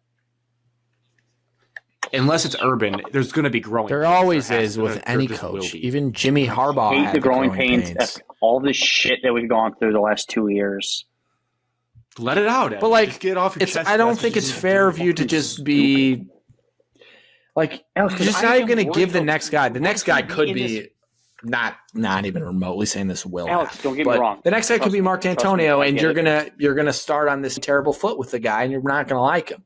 Then what? Then I'm gonna have to be like Evan. Remember, little naive Evan was all happy and didn't really know Michigan State football because we were dealing with John L. Smith. I had to go watch John L. Smith play when I was younger. And then Martin Antonio came in, and then we had Martin Antonio's high. He brought it down low because he wouldn't fire his assistants. And then Mel Tucker came in, and then now I just don't trust anybody. But I just don't get how you can't be like, yeah, maybe they'll be good. Maybe they won't, but maybe I get not getting duped. But like, I'm not going to be duped by this next coach. There's no way. But at least going into it with a positive attitude seems like a decent. I'm not going to have a positive attitude. Fair shot. Anyways, to finish what I was look at the freaking coaching staff that Mel Tucker put together. Yeah, listen, not good. It's really bad. But they'll all be gone. They'll all be gone. They'll all be gone. Yeah, but what the next roster, next coaching staff is just as shitty. We just don't know. Why do that to yourself? Why not just give it a chance? But I just think objectively, Evan. Alex, literally next year cannot be worse. Like, it cannot go. Well, it could. We not win a game. Why would that happen? Even because we have a new coaching staff and all the good players are like, you know what? F this, I'm out. We don't have good players now, but we're still won a couple games. So like it can't get. Jordan Hall. Yeah, Jordan Hall. I like Jordan Hall. Yeah, there's like 3 guys I'd keep. But Evan, what about this? Let's get on this level. This is a legit thought that I think is fair to explore. Even if the next coach maybe doesn't hit the D'Antonio high, at the bare minimum, even if it's Lance Leipold, maybe it's the guy you hate the most. Lee shit. He still knows more about football in his pinky than Mel Tucker did in his whole body, and has more common sense than Mel Tucker did in general. I think Mel Tucker knows football, but he just freaking absolutely. I mean, I don't know. From the first time Mel Tucker spoke to the media, NFL. I just don't think he's a great speaker. But that's Jim Harbaugh's not a great speaker to the media. Yeah, but Jim can talk. Mel's first press conference, Grant looked at me and said, like, "Did you see that?" Well, like he can't speak. The same thing. Nick Sirianni's a scumbag.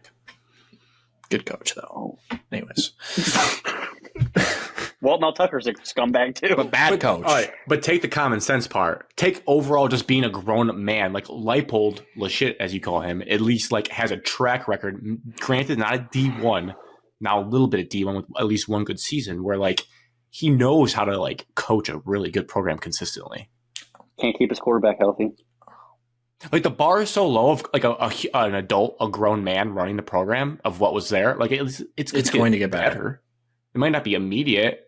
It may not be to the peak of D'Antonio. It could be if it's the right guy, but I don't know. I like John. I think I like Evan, what he this built is important. Trust me, I'm going to get behind Jonathan Smith. It's more of a me trust issue with anybody that's going to be calling plays more than. And also, like, the Cannons aren't sexy. And granted, the Cannons weren't sexy when we were in the coaching search, whatever, 3 years ago. But, I mean, Luke Fickell was sexy at that time, and I could get behind Luke Fickell. But Luke Fickell's not sexy, dude. He was at the time. The coaching search was at the time. I mean, same right now. Luke Fickell shot himself in the foot when he decided to change the offense at Wisconsin. Matt Campbell was sexy, and he's not sexy anymore. It's just a crazy sport, though. Like you could make a legit argument right now that Lincoln Riley's kind of fraudulent in some aspects, but like he'd be awesome to hire by a lot of people at Michigan State, and it could go bad. I just think I understand your point of the trust issues. You have every right to do that, but I think just try to keep it back in your mind. Like it's going to be better. Well, I guess one of the things is I was like, might as well have it go bad with like a sexy candidate. No, because we can't have it go bad. Because if you have like. A good candidate that you hire that's like tier A and it goes bad, okay, we can fall down to tier B and still hire somebody else in the next section. we hire tier B and it goes bad, the next person we're hiring is like tier C level. So you're saying the candidates we have are tier B? I would say they're B candidates at best. At best. If you go through the top 25 of the current rankings and you go through and you Liberty's in there, Alex. Are you hiring Jamie listen Chadwell? to me for a second, and you cross out people that are like untouchable, like you never have a chance at, and then you cross out people that just aren't like a fit. Do you? Jonathan Smith is is an A tier candidate. He has a top 15. No, beer B. He's not to 15 anymore. What is it? What are they ranked now? 17? Might be 18. Either way, like know. a top 25 coach in the current rankings, Power 5, that is considered an A tier candidate. Texas A&M wants Mike Elko, and they're a top 5 job in the country. And you just Elko's going to go to A&M. My point is, if they want him, and they're Urban. Well, maybe not Urban. The point is, Evan. I just don't. For this cycle, they are the top tier of candidates. Besides guys that are like unreachable. I can't get behind Jonathan Smith because he is an offensive guy. I can get behind that. All right. I do like that. The quarterback guy. He's one transfer quarterback away. He'll take reclamation projects. Also, Evan, one more fun fact. Mel Tucker was a part of like LSU, Ohio State, Alabama, Georgia. He was never on a staff where he had to rebuild or was a part of a rebuild other than Colorado, which they blew at. They're 5-7. We got excited about a 5-7 head coach. Okay. And we're getting excited about a 7-5 head coach in Mike Elko. He's had 2 seasons. Your point's not. Yeah, Evan, I have a point. Duke is one of the worst college football jobs in America, and he made them winners. They're not relevant. They're not good. They are bad. They are not good. They're on their third string quarterback. You have no facts. You just spew stuff because you don't think Mike Elko's an attractive man, and that's the fact. Excuses for him. What? You're making excuses I'm not. for him for this year of trying to. He's in year 2 No, their team is of not good. one of the worst programs in America, and he should have beat Florida State. Riley Leonard didn't come back in that game. They should have beat Notre Dame. Shoulda, woulda, coulda is why. Hey, buddy. Why didn't he do something about it? Listen to this He's one. The coach of the football team. Michigan State's last 10 games against top 25 teams, we lose by an average of 35 points. Being in one of those games is an upgrade. That's going to continue no matter who our head coach is the next 3 years because this program is doomed. Then don't be a fan. I already told you. I already changed my roster. What does that mean? Roster. I changed my roster for the teams I'm cheering for.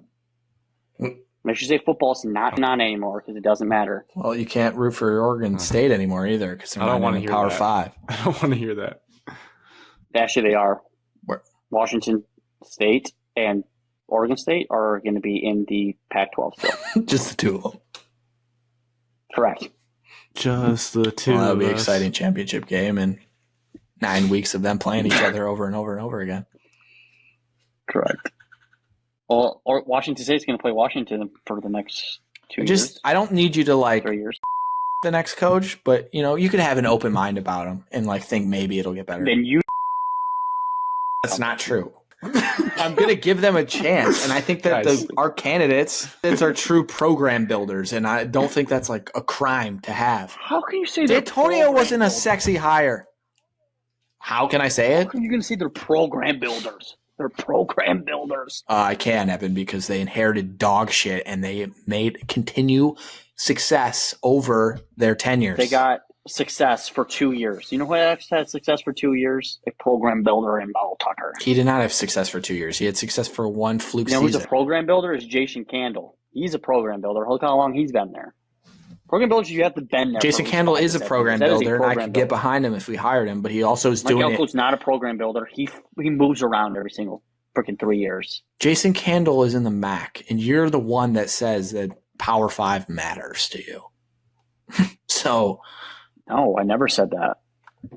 Well, Lance Leipold's resume doesn't matter because he was not in a Power 5 head coaching job, is what you said. I said hire sexy, off the radar. Which is more likely a dumpster fire. Brian Hartline. Yeah, a dumpster fire. That's fine. How do you know it's a dumpster fire? I'm not arguing about this point. I just think at least Cheers for being 5-7 in the Big Ten for the next 15 years. Merry Christmas. No. Happy Hanukkah. No. I would like to see Heartline just for the pure spectacle of the podcast. It would be the most. I would root for him because that's what a real, Michigan State fan would do, Evan, is they just root for whoever the coach is. I'm going to probably cheer until and you're like, well, they face. stink. Doesn't benefit anybody to as someone be bad. As someone who's boycott, I do get fan in different ways. They can pull their tickets. They can do whatever. Like I get it. It's being a fan. But whoever the head I'm coach is, my boycotting. whole point is they haven't even been a part of Michigan State yet, and Evan already hates him. That's he doesn't hate him. pretty much. If it was Lance Leipold, he actually hate the hates him. state of our program. It's more Evan. If you read between the lines, Evan's just more frustrated. It takes at it where out it's gotten on the to, and candidates. As it should. Well, yeah, because what is he going to come on here? Well, I guess he could come on and just you like hate the get mad board. at Yeah, the they board of suck. trustees, but that's pretty boring. But yeah, I You guess could blame Alan Haller, I guess, but I don't think he's doing a bad job. He tried to remove Mel Tucker from the situation. I'm and the big board was supporter like, of no, Alan guys, Haller, come on. but I'm a big supporter of I'm a Michigan big State in supporter general. too. He's Not made the good board. hires in all the other sports. The board's ruining this university in more ways than one.